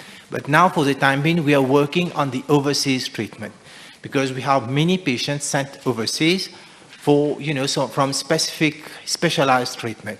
And now we are working with the private sector. If they can get those experts coming in the clinics, do their operations, and the public sector will not send these patients abroad. They will work it with the private sector. So that would be the beginning of, of a long journey to start collaborating with the private sector for such services. Table has been advised that PQ B657, B658, B662, B663, B664, B671, B674, and B676 have been withdrawn. Next question. B659. Mr. Speaker, sir, the bunkering sector has been a key driver in the ocean economy, with a 90% increase in volume during the past 6 years, and is contributing significantly to the economy. In view of its strategic location along the main shipping routes in the Indian Ocean, the Port Louis Harbour has seen an increasing demand for bunker fuels from vessels. Since 2014, bunker trade increased from 348,871 tons to reach 661,474 tons in 2019. Also, the number of vessels calling for bunker from Port Louis has increased by 37% from 1,799 to 2,470 vessels from 2017 to 2019. Despite the COVID-19 pandemic in 2020, the bunkering sector has shown resilience. The objective of Mauritius to become a petroleum hub by 2030 was further consolidated when government took proactive measures to keep the jurisdiction aligned to the International Maritime Organization 2020 requirements to ensure that the environmental norms for marine fuel be complied with by making low sulfur fuel available. Mr. Speaker, sir, as part A of the question, my ministry has to date received 8 applications for environment impact assessment license for the operation of bunker barges within the limit of the port area from the following bunker barges operators: Tresta Trading Limited from barge MT Tresta Star, Bunker 1 Mauritius Limited for barge MT Tulip, GRM EOT Limited for barge MT Sea Phantom, Oceanis Bunkering Limited for barges MT MED and MT Elise, Peninsula Petroleum Mauritius Limited for barge MT Splendor, WD Associates Company Limited for barge MT Floors, Indian Oil Mauritius Limited for barge MT Progress, and Eastern Wind Mauritius Limited for barge MT Hakkasan.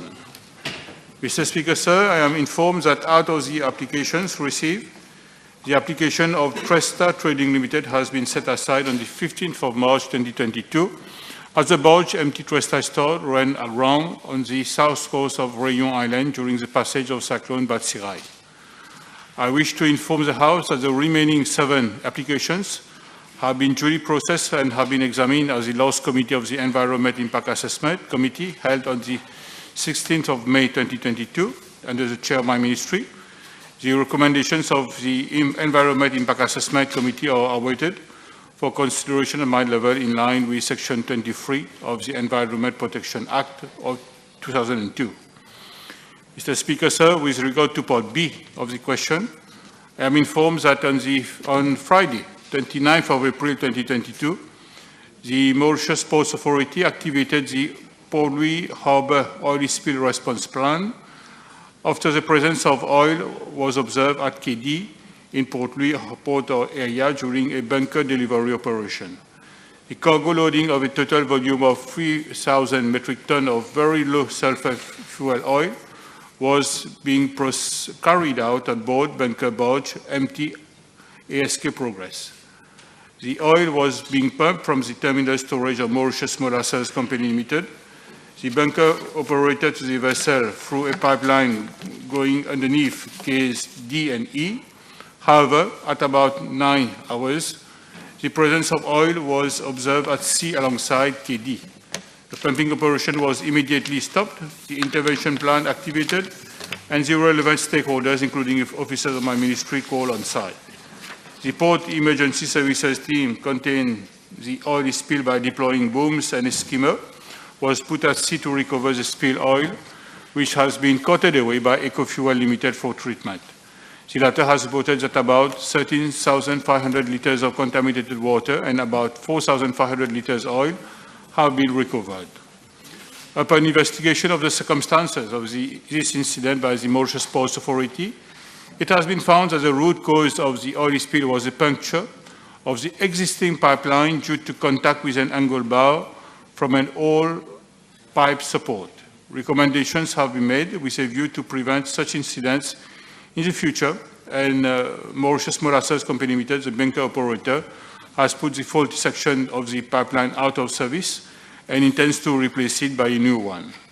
Mr. Speaker, sir, I am informed that observations made during the subsequent days did not show any oil spill at sea, and that booms were removed on the 10th of May 2022. The Albion Fisheries Research Center has carried out a monitoring of the harbour water quality following the oil spill, and the latest results submitted showed a return to normalcy. L'honorable ministre est-il au courant que 7 des 8 rapports IAIE soumis à son ministère et mentionnés dans sa réponse ne sont en réalité que des copier-coller qui ne respectent pas la loi, puisqu'ils ne prennent pas en considération les impacts environnementaux, les impacts sur la biodiversité marine, le changement climatique, et encore moins les engagements pris par la COP26. L'honorable ministre peut-il nous dire qu'est-ce qu'il compte faire de ces rapports IAIE? Est-ce qu'il compte demander aux applicants de revoir leur rapport et de respecter la loi? Monsieur le Président, le IAIE Committee fonctionne en toute indépendance. Ce n'est pas le ministre qui siège dans le IAIE Committee, bien que le ministre, à travers le Environment Protection Act, a un pouvoir d'approuver ou pas. Mais le comité est souverain de prendre ses décisions à la base de toutes les recommandations. Monsieur le Président, donc, comme je l'ai mentionné, le comité s'est réuni hier. Laissez-moi prendre connaissance des recommandations du comité. À la base des recommandations du comité, on va prendre les décisions qui s'imposent. Mais en ce qui concerne les insinuations, les allégations qui ont été faites par l'honorable membre, il assume ses responsabilités. C'est assez étonnant que l'honorable ministre ne soit pas encore au courant des recommandations. Étant donné la stratégie de ce gouvernement de faire de Port-Louis un Oil Bunkering Hub, le ministre n'est-il pas d'accord que cette stratégie aurait dû avoir fait l'objet d'une étude environnementale stratégique pour permettre une analyse détaillée des risques et d'évaluer les impacts cumulatifs? Peut-il aujourd'hui prendre l'engagement d'initier une telle étude? Monsieur le Président, si l'honorable membre est surprise, ça c'est libre à elle d'être surprise. Moi, je suis en train d'assumer mes responsabilités en tant que ministre et toutes les institutions fonctionnent en toute indépendance. Je dois aussi dire, Monsieur le Président, que selon les documents qui m'ont été soumis, je vous lis la réponse qui m'a été fournie par les différentes autorités. The Mauritius Port Authority has informed that the bunker barge operators were issued with short-term port licenses, which have been extended to up to 30th of June 2022. And aussi, including those, donc, under specific conditions, including those emanating from the Ministry of Environment, Solid Waste Management and Climate Change. These conditions are as follows. Submission of an oil spill contingency plan for up to Tier 3 level to the satisfaction of the Ministry of Environment. Availability of sufficient oil spill response equipment to cater for at least Tier 2 oil spill, which should be either kept on board of the bunker barge or at a dedicated location nearby the site of operation. Signature of an agreement with a dedicated oil spill response company for response in case of any oil spill up to Tier 3 level. Carrying out of all bunkering operations in a safe, dedicated working area, safe mooring of both bunker barge and receiving vessel, taking into consideration the prevailing and expected sea and weather conditions, effective surrounding of the working area with booms to contain any spill in case of leakage, automatic stoppage of all operations in case of an oil spill or any other accident, and holding of an adequate insurance cover for a Tier 3 oil spill and any other environmental pollution. Furthermore, the Mauritius Port Authority, as regulator of the port and bunkering activities, has prepared a bunkering code of practice for the safe conduct of bunkering operations. The code of practice details the bunkering operational parameters and procedures for all phases of bunker operation, communication and reporting schedules, requisite equipment to be deployed for bunkering, mandatory inspection of hose and mooring equipment, safe working practices, and emergency preparedness and response measures for initiating an emergency shutdown in case of emergency and suspicious situation. Furthermore, as per the code, bunkering operations are allowed at both inner and outer port, but with the following restrictions. Additional restrictions. Ship-to-ship cargo transfer operations are only allowed at 5 designated locations in the southern region of the outer port, with the objective of protecting ecologically sensitive sites such as Rivulet Terre Rouge Estuary Bird Sanctuary and the Balaclava Marine Park. Bunkering operations during cargo operations shall be allowed subject to a risk assessment carried out by the master of the receiving vessel, the master of bunker barge, and the Cargo Handling Corporation Limited. Bunker supply to vessels at anchorage is allowed at outer port in the northern and southern regions. No bunkering operation is allowed on the entrance channel and English channel of the Port-Louis harbour. Voilà, Monsieur le Président. Dernière question. L'honorable ministre a mentionné les risques et les actions prises, mais pas les impacts sur l'environnement. Cela n'est pas mentionné dans les rapports IAI. La Marine Megafauna Conservation Organization a évalué les nombreuses menaces qui pèsent sur certains mammifères marins avec cette ambition de Oil Bunkering Hub. Je dépose sur la table leur explication. Le ministre peut-il dire à la Chambre combien de consultations ont eu lieu avec la société civile et avec qui précisément, avant de vouloir faire du oil bunkering un nouvel axe économique à Maurice? Monsieur le Président, je demanderai gentiment à l'honorable membre de se référer à l'Environment Protection Act, qui est clair en ce qui concerne les procédures avant l'émission de tout EI license. Il y a une procédure de consultation. Les différents documents qui ont été soumis sont à la disponibilité des membres du public. L'honorablement, il n'y a aucun élément qui n'est mis à la disposition du public. Monsieur le Président, si l'honorable membre avait fait son homework comme il se doit, elle aurait trouvé que tous les renseignements figurent sur le website du EI Committee, Monsieur le Président. Merci. Time over. Motion.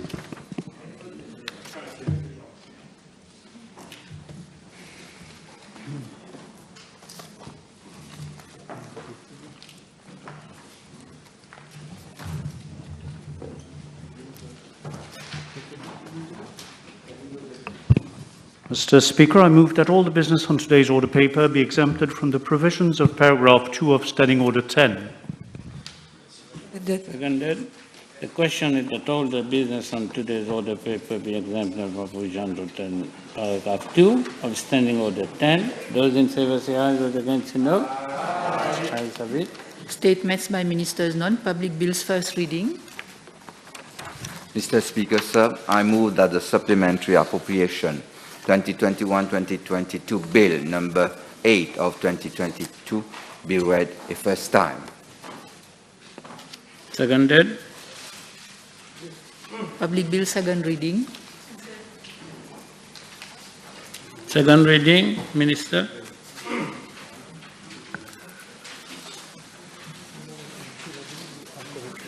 Mr. Speaker, sir, I move that the Road Traffic Amendment Act 2019 be read, Amendment Bill be read a second time.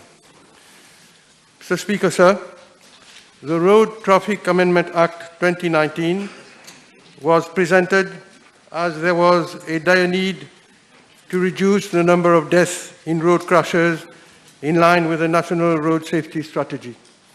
The number of persons who died on our roads in year 2017 was 157. In year 2018, it was 143. In year 2019 was 144. In year 2020, it was 131. And finally, last year in 2021, it was 108. As at the 15th of May 2022, the number of fatal road accidents amounted to 29, and 31% lost their lives as a result. From year 2017 to 2021, there is a downward trend in the number of fatalities, and in year 2021, as compared to 2017, there is a 31% decrease in the number of road fatalities. Nonetheless, I must concede that there is still room for improvement, as one death is too many. Mr. Speaker, sir, driving requires concentration, skills, common sense, and a concern for the safety of everyone on the road, especially for the vulnerable users. Alertness, perceptions of the dangers, and reaction time makes a difference in the interaction between the driver and the external environment. When a driver is under the influence of alcohol, drug, or intoxicating substances, his perception is seriously impaired, as his ability to interact and deal safely with unexpected events is lessened, and this state of things may lead to fatalities involving both the driver and other road users. Available statistics indicate, sir, that each year a significant number of people are killed as a consequence of driving under the influence of substances that affect cognitive processes, reaction rate, and coordination of movements while driving vehicles. According to statistics submitted by the Forensic Science Laboratory, the number of fatal road accidents where drugs have been detected in body fluids was 56 in 2017, 43 in 2018, 26 in 2019, 48 in 2020, and 21 in 2021. The drugs commonly detected are ketamine, morphine, fentanyl, methadone, 7-aminoclonazepam, penitoin, codeine, tetrahydrocannabinol, amongst others. Mr. Speaker, sir, following the enactment of the Road Traffic Amendment Act 2019 and the present bill, my ministry will carry out an intensive sensitization campaign to raise the awareness about the potential lethal consequences of the use of substances in relation to driving. Special emphasis will be laid on the danger resulting from the mixture of the different drugs or by the use of alcohol with drugs and medicines on the cognitive ability of the driver. As the number of deaths on our roads due to drug driving is quite alarming, my ministry, with the unflinching support from the police and the FSL, is leaving no stone unturned in the fight against this scourge. The Road Traffic Amendment Act 2019 on drug driving was passed by the National Assembly on the 14th of May 2019 and published in the Extraordinary Government Gazette on 29 May 2019. Mr. Speaker, sir, allow me to remind the House that the Road Traffic Amendment Act 2019 amended the Road Traffic Act to make it an offence for a person, whilst being under the influence of a drug or an intoxicating substance, to 1. Ride a cycle on a road or any other public place. 2. Drive or attempt to drive a motor vehicle on a road or any other public place. 3. Drive or attempt to drive a vehicle which is involved in a road accident. 4. Be in charge of a motor vehicle on a road or any other public place but not driving the vehicle. Or 5thly, occupy the front seat of a motor vehicle as a competent driver supervising a learner driver who is driving the motor vehicle on a road or on any other public place. In addition, the Road Traffic Amendment Act of 2019 is innovative in that it provides for the methods of detecting the presence of drug or an intoxicating substance in a person who is driving or is in charge of a motor vehicle or is riding a cycle under the influence of a drug or an intoxicating substance. Mr. Speaker, sir, likewise, the Road Traffic Amendment Act of 2019 amended the Road Traffic Act to provide for the procedures for roadside checks to detect the offence of driving under the influence of drug. The procedure for roadside checks includes 1. A field impairment test conducted by a police officer in suspected cases of drug driving to detect physical impairment of a driver or cyclist. 2. A preliminary drug test is conducted on a person for the purpose of obtaining, by means of an approved device, an indication whether the person is under the influence of a drug. The test is undertaken by means of a device using either the saliva or the urine of a person suspected to be under the influence of a drug. And 3, a specimen of blood or urine taken from such person for evidential testing by the Forensic Science Laboratory. Mr. Speaker, sir, the Road Traffic Amendment Act of 2019 has not been proclaimed so far, in view of a series of complications in procuring the relevant equipment and kits for carrying out the evidential test to prove the presence of the drugs in blood and body fluids.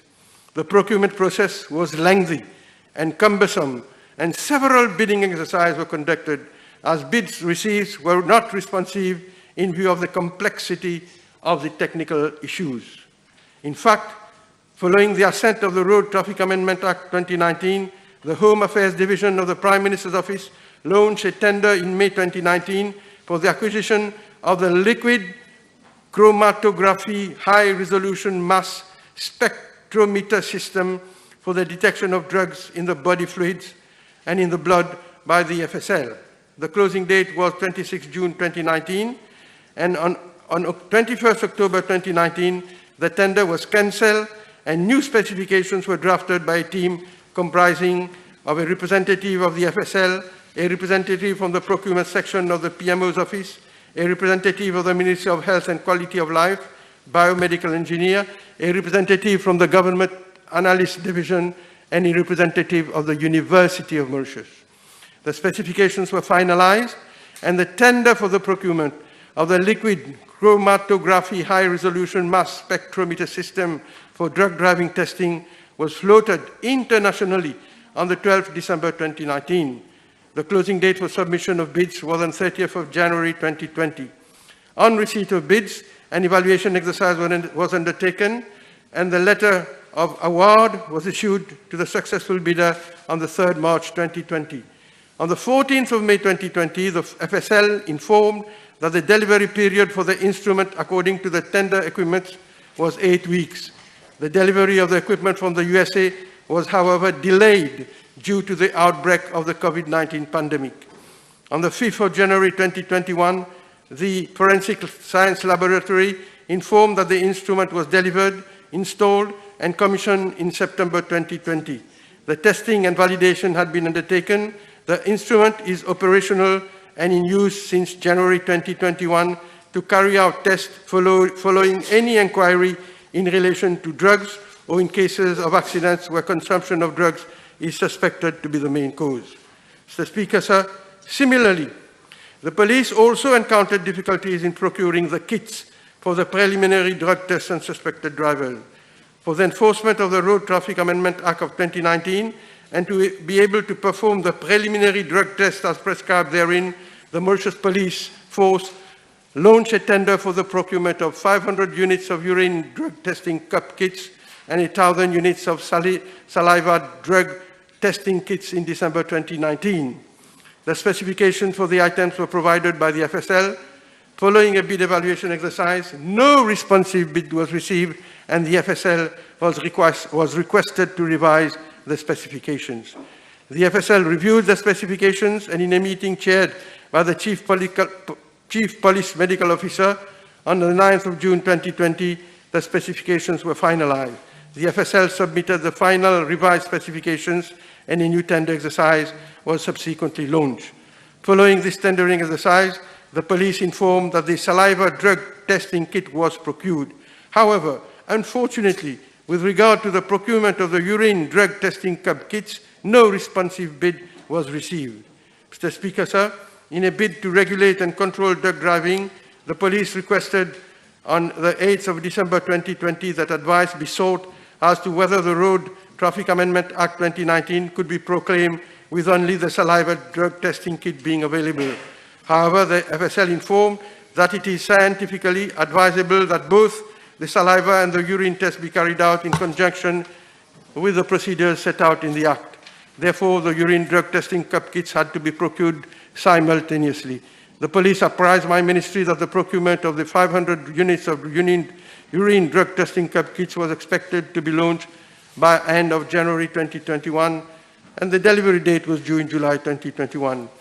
On receipt of the kits on the 12th of August 2021, the police informed that the urine drug testing cup kits be approved as per the requirement of Section 188A of the Road Traffic Act. Mr. Speaker, sir, on the successful receipt of the equipment from the police and the FSL, on 19th August 2021, the AG's office was requested to vet the draft regulations of the government notice to allow that the saliva drug test kit, the urine drug testing cup kit, and the apparatus of the FSL be approved by the Minister. On the 29th October 2021, the Attorney General's office submitted the draft regulations to which the FSL gave its approval on the 3rd December 2021 and requested that the police ensures it has the capacity to drive the operation on the field. A training under the supervision of Dr. Mercier Guyon, a forensic medicine and emergency doctor and head of a licensed training center of Haute-Savoie in France was provided to police officers. On the 14th of December 2021, when actions were being initiated to prescribe the devices, the police noticed that there was already a 12th schedule of the Road Traffic Act which prescribed the form for the cumulative road traffic conviction notice under Section 123 AG 8A. It was thereupon proposed that the wording 12th schedule and 13th schedule, wherever it appeared in the Road Traffic Amendment Act of 2019, be deleted and replaced by the wording 13th and 14th schedule respectively. The 12th schedule to be rewarded as the 13th schedule listed in Part 1 the drugs with zero tolerance, and in Part 2 it listed the therapeutic drugs with a respective threshold value in the blood. The 13th schedule to be reworded as the 14th schedule described the fair impairment assessment, which should be undertaken by a police officer if he has reasonable ground to suspect that the person's physical state is impaired as provided for in the Road Traffic Amendment of 2019. The Attorney General's Office submitted the draft Road Traffic Amendment Act 2019 Amendment Bill with a view to curing the cross-references with regard to the schedules in the Act. Accordingly, the wording 12th schedule and 13th schedule mentioned in Section 20 of the Road Traffic Act Amendment 2019 have been renumbered, particularly in the bill before the House at Section 3, 5, 6, 8, and 14. Mr. Speaker, sir, given that the saliva and the urine testing kits to be used by the police and the apparatus for measuring drugs in the body fluids and blood samples to be used by the FSL have now been procured, arrangements will be made for the proclamation of the Road Traffic Amendment Act 2019 after adoption of the present bill by the House today. Mr. Speaker, sir, synthetic cases represent almost 30 to 35% of total drug submission by the ADSU.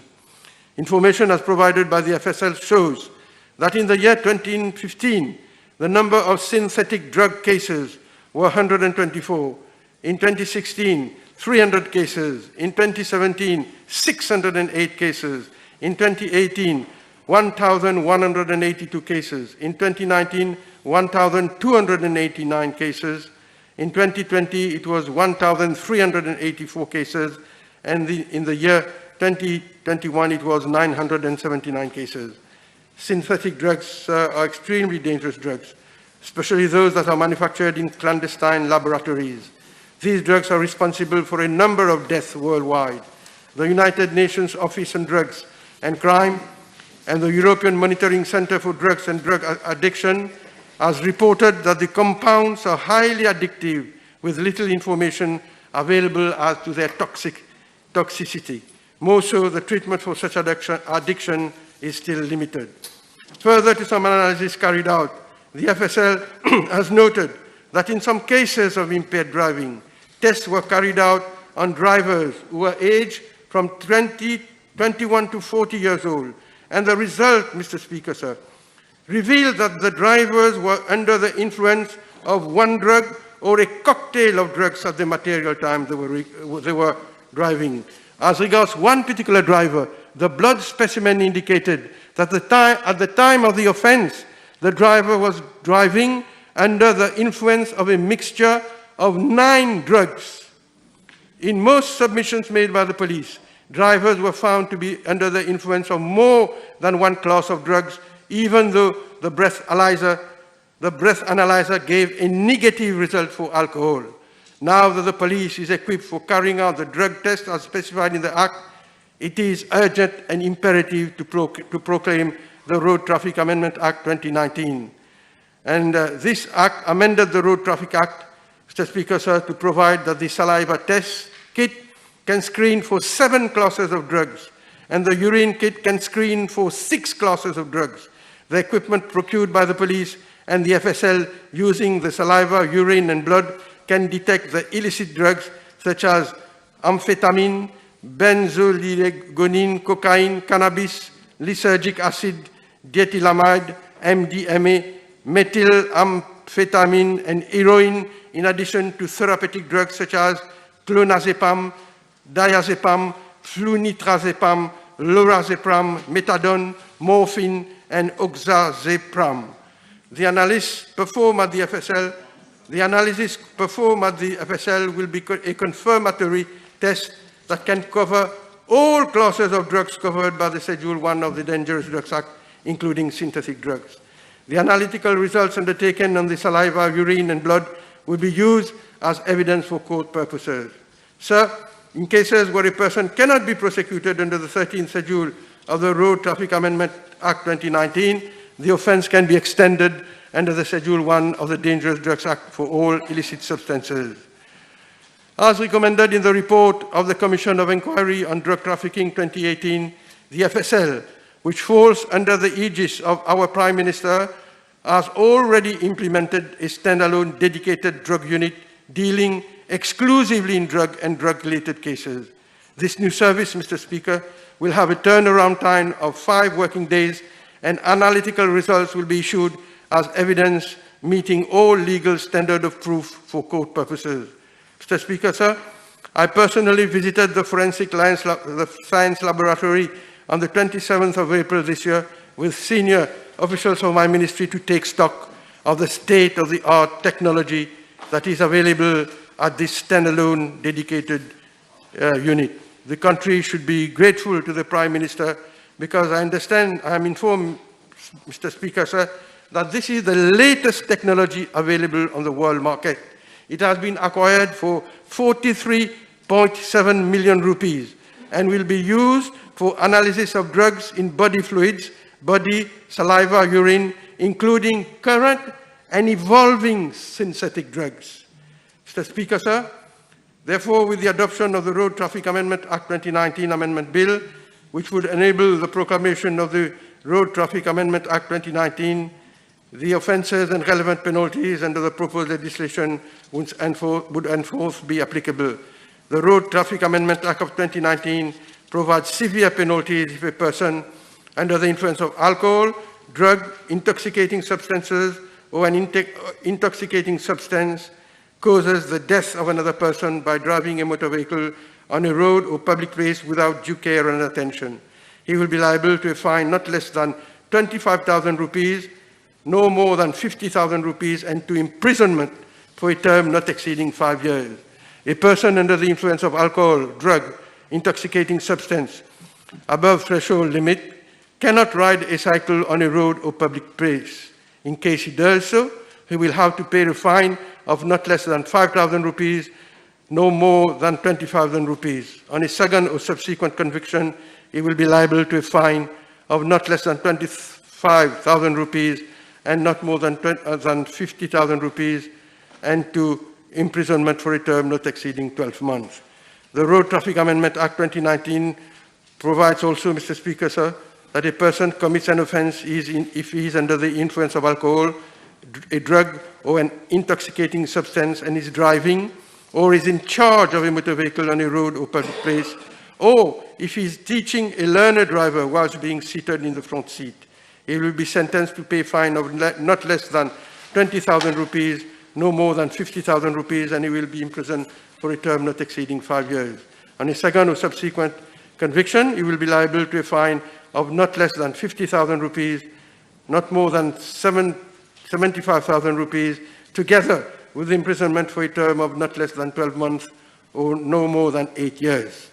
A person who rides a cycle on a road and fails to provide a specimen of blood or urine for a laboratory test to detect the presence of drug or any intoxicating substance shall be liable to a fine of 5,000 rupees and no more than 20,000 rupees. On a second and subsequent conviction, he shall be liable to a fine of not less than 25,000, no more than 50,000 rupees, and to imprisonment for a term not exceeding 12 months. A person, Mr. Speaker, sir, who refuses to undergo a field impairment test or a preliminary drug test shall commit an offence, and on conviction he is liable to a fine of not less than 5,000 rupees, no more than 25,000 rupees. If he is convicted on a second occasion or subsequently, he shall be liable to a fine of not less than 25,000 rupees, no more than 50,000 rupees, and to a term of imprisonment for a term not exceeding 12 months. Mr. Speaker, sir, with the proclamation of the Road Traffic Amendment Act of 2019, if a person is driving a motor vehicle and fails to provide a specimen of blood or urine for laboratory tests, if suspected to be under the influence of drug or intoxicating substance, he shall commit an offence and be liable to a fine of not less than 20,000 rupees, no more than 50,000 rupees, and to a term of imprisonment for a term not exceeding 5 years. With these words, Mr. Speaker, sir, I commend the bill to the House. Seconded. The bill seconded. Debate, Honorable François. Thank you very much. Mr. Speaker, sir, as I will intervene very briefly on this bill, I again stand in support of government commitment to make it an offense by driving under the influence of drugs and intoxicating substance in the system of drivers through this Road Traffic Amendment Act 2019 Amendment Bill number 6 of 2022. Allow me to thank the Honorable Mr. Ganou for bringing this bill with its main object to curing some cross-references with regard to schedules in the main act. This road amendment bill is a very important step in the right direction and a top priority concern for government to stop road trauma through its vision towards a deterrence approach and a zero approach to road death and serious injuries on our roads.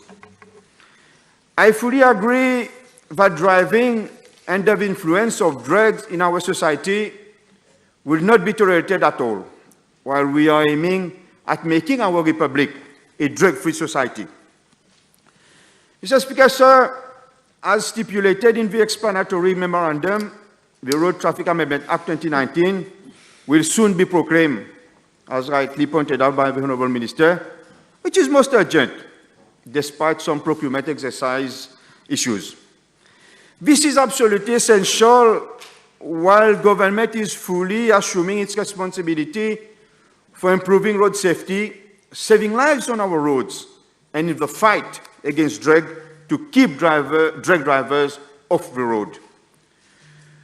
With this amendment bill, what I understand is that the mechanism of roadside drug testing will come into action soon to deter drug-impaired driving. I have to ask the Honourable Minister to inform the House of the correct timing for the roadside testing exercise. Mr. Speaker, sir, I was comparing some statistics from some European countries, in particularly UK. Drug driving is overtaking drink driving. It is reported that drug driving court cases have risen from just under 1,500 in 2015 to 13,700 in 2020. From the Statistics Department of Sweden, the number of people driving under the influence of drugs from year 2017 to 2020, I note that each year a higher number of people were caught drug driving than driving under the influence of alcohol. The Honourable Minister mentioned a few statistics at local level.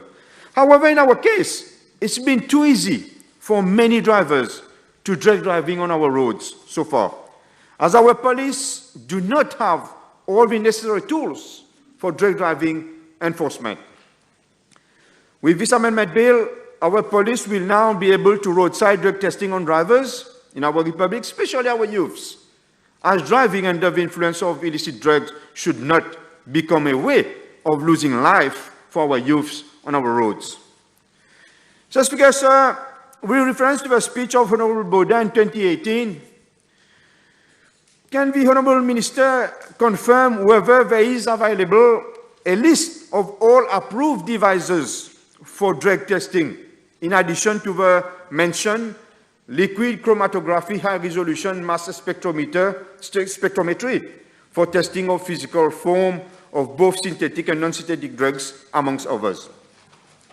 I recall in 2019 that some equipment was supposed to be delivered by then, which the Honourable Minister just informed the House of all the delays. Here I seize this opportunity to reiterate my request made in 2019 during my response to the Road Traffic Amendment Bill, that beyond the areas of legislation, testing and enforcement, the drug driving laws should not be only used as a de facto mechanism for punishing individuals, but should accompany them as well. The UK is actually going in that direction to recommend that drug drivers be required to undertake rehabilitation courses before being allowed back behind the wheel. In that regard, the following measures also need to be put in place and implemented in our case. Prevention, awareness-raising campaign, rightly stated by the Honourable Mr. Ganou. Counselling and treatment for those drug drivers caught drug driving. In the same vein, I propose that community-based research studies be carried out in our republic to know the extent of drug driving. What is the category to most use illicit drug and drive on our roads? Here again, I restate my full support to the zero-tolerance approach of the presence of any illicit drugs concentration in the blood or oral fluid of any driver as per the amendment of Section 9 of the bill through the list of the 13th schedule drugs with zero tolerance. Mr. Speaker, sir, with regards to RIGS, the people of RIGS also adhere to the vision for a zero-tolerance approach and zero road accident on our roads. The police statistics from RIGS for year 2014 to 2021 reveal that the total number of reported drug cases in RIGS is on the rise. That is year 2014, 219 cases, year 2018, 300 cases, and year 2021, 536 cases, respectively.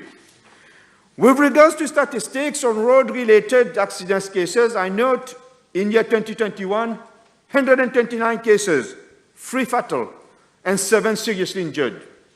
Year 2020, 158 cases, 2 fatal, 16 seriously injured. Year 2019, 168 cases, 6 fatal, and 7 seriously injured, and most cases involve motorcycles.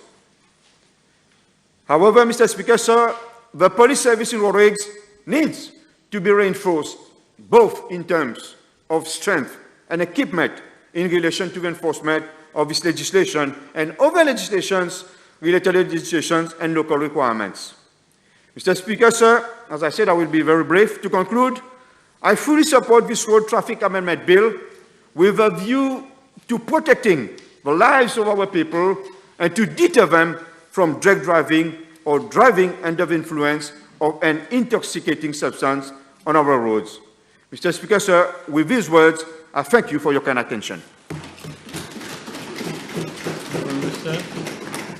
Mr. Speaker, sir, I will start my allocution by conveying my sincere condolences to the parents who yesterday lost their son at a very young age due to substance abuse, as sadly related by my colleague, Honorable Minister of Gender Equality and Family Affairs, Honorable Kunjusha, that the son was undergoing treatment in a rehabilitation center. And for some reasons, he could not stay in that rehabilitation center, and his father, while driving home, stopped near a shop, and the son probably, he wanted to smoke a cigarette, and then while coming back, the son in the car, while the father is driving him back home, he collapsed in the car and passed away. So this is a tragedy. What we have yesterday, we witnessed this, what happened to a parent. Mr. Speaker, sir, it's not only the driver who can put the risk of others in danger, but also it can happen at any place, at any time. Mr. Speaker, sir, today, while sympathizing with the parents, we reiterate our commitment to rid our country of the drug affliction. Driving a car, driving a lorry, a bus, or even riding a motorcycle or a bicycle, it's a complex task. To remain safe, to keep others safe on a road layout, one has to rely on various factors. These are, among others, good vision, instant decision-making, vigilance, reaction time, and obviously coordination. Above all, to stay, to engage, in order to safely engage in traffic, one has to have full control on his or her cognitive skills.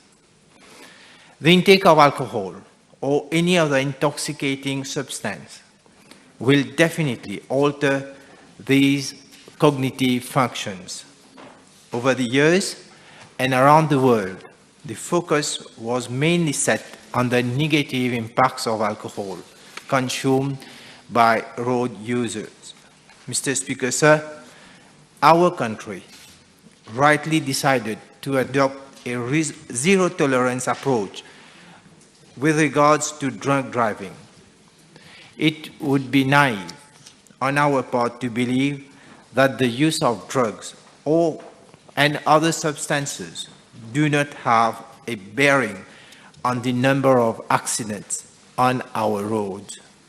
We are following in the steps of various other countries which also felt the need to exercise such controls.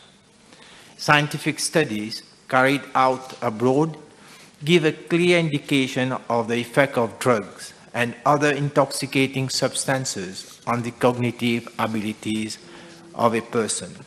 Stimulants like cocaine and methamphetamines hinder concentration. They are likely to give an artificial boost of energy to the user, thus making him or her drive at higher speed than usual.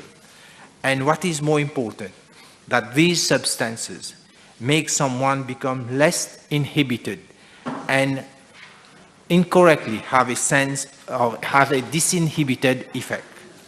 Sedative like marijuana and heroin have the inverse effect. Their intake leads to drowsiness. The users are thus likely to fall asleep while in a traffic. You have another category, Mr. Speaker, sir, we call it hallucinogens. For their part, they create distorted perceptions and belief in the user's mind, and this will once again hinder cognitive abilities. Mr. Speaker, sir, in year 2020, our public hospitals attended to 1,195 injuries following road traffic accidents. This figure rose to 1,397 in 2021. And these figures were recorded during years when our country applied lockdowns and sanitary measures. These measures impacted on the fleet of vehicles on our roads. Yet, what calls for thinking, Mr. Speaker, sir, is that in year 2019, a normal year with no sanitary restrictions, our hospitals treated 1,916 patients following road traffic accidents. This government has been constantly upgrading local road network. Alternatives to travel, like the Metro Express, have also been made available to the public. Legislations have regularly been reviewed in order to curb down the number of accidents on our roads, but the fact remains that foreign islands like ours, we have too many road traffic accidents.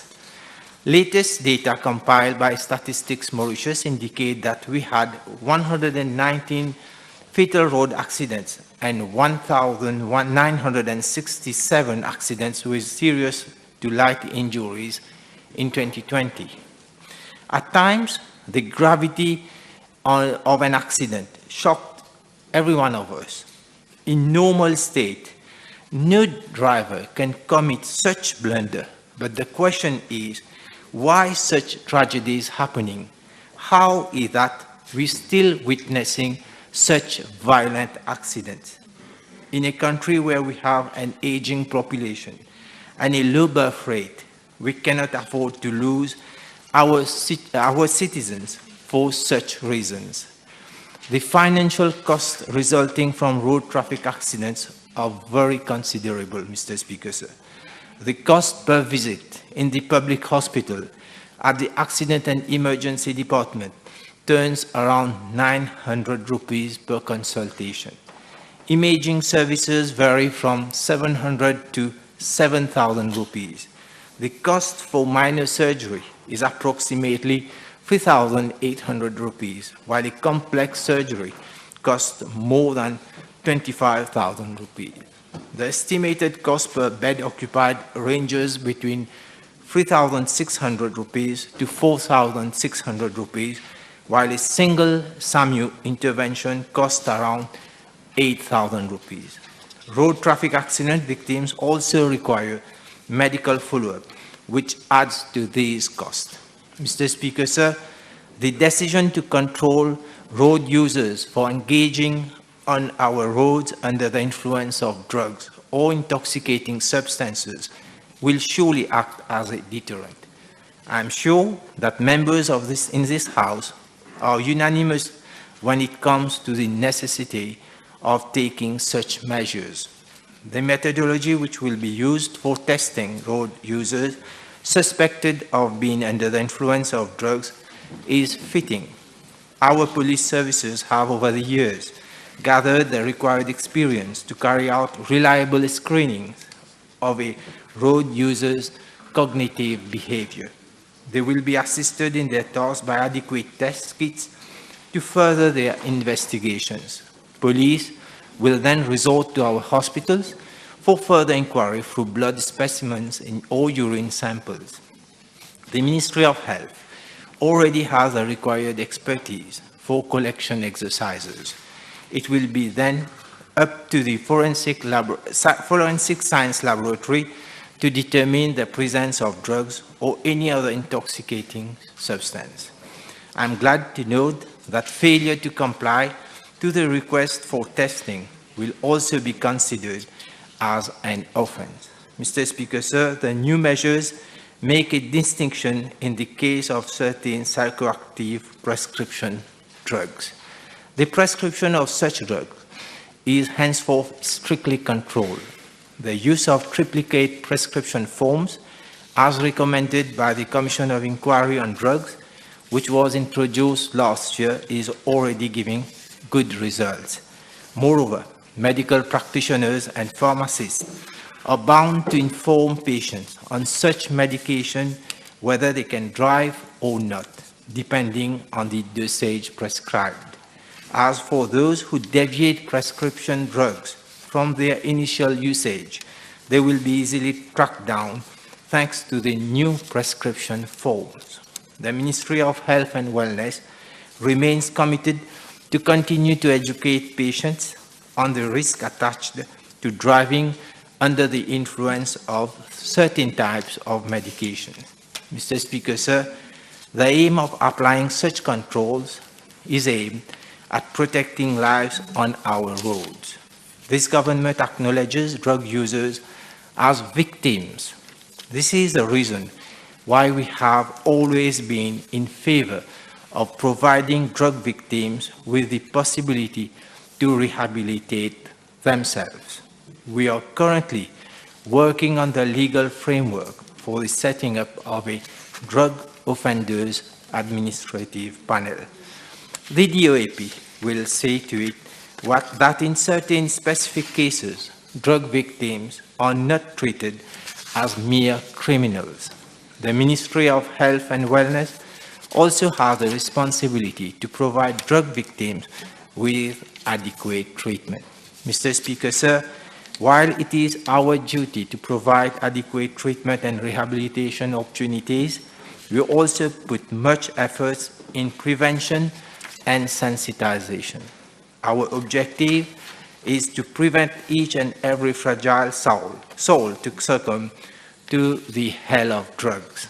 We have also embarked on a mass media campaign putting emphasis on the damages caused by drugs, in particular synthetic drugs. Mr. Speaker, sir, all of us look forward to a society free from the scourge of drugs. Our staunchest ambassador in this relentless battle is our Prime Minister. This government has mustered all the courage and gathered all the required resources to win the battle on drugs. With the introduction of these tests, we are not only making our roads safer, we are also getting rid of this plague.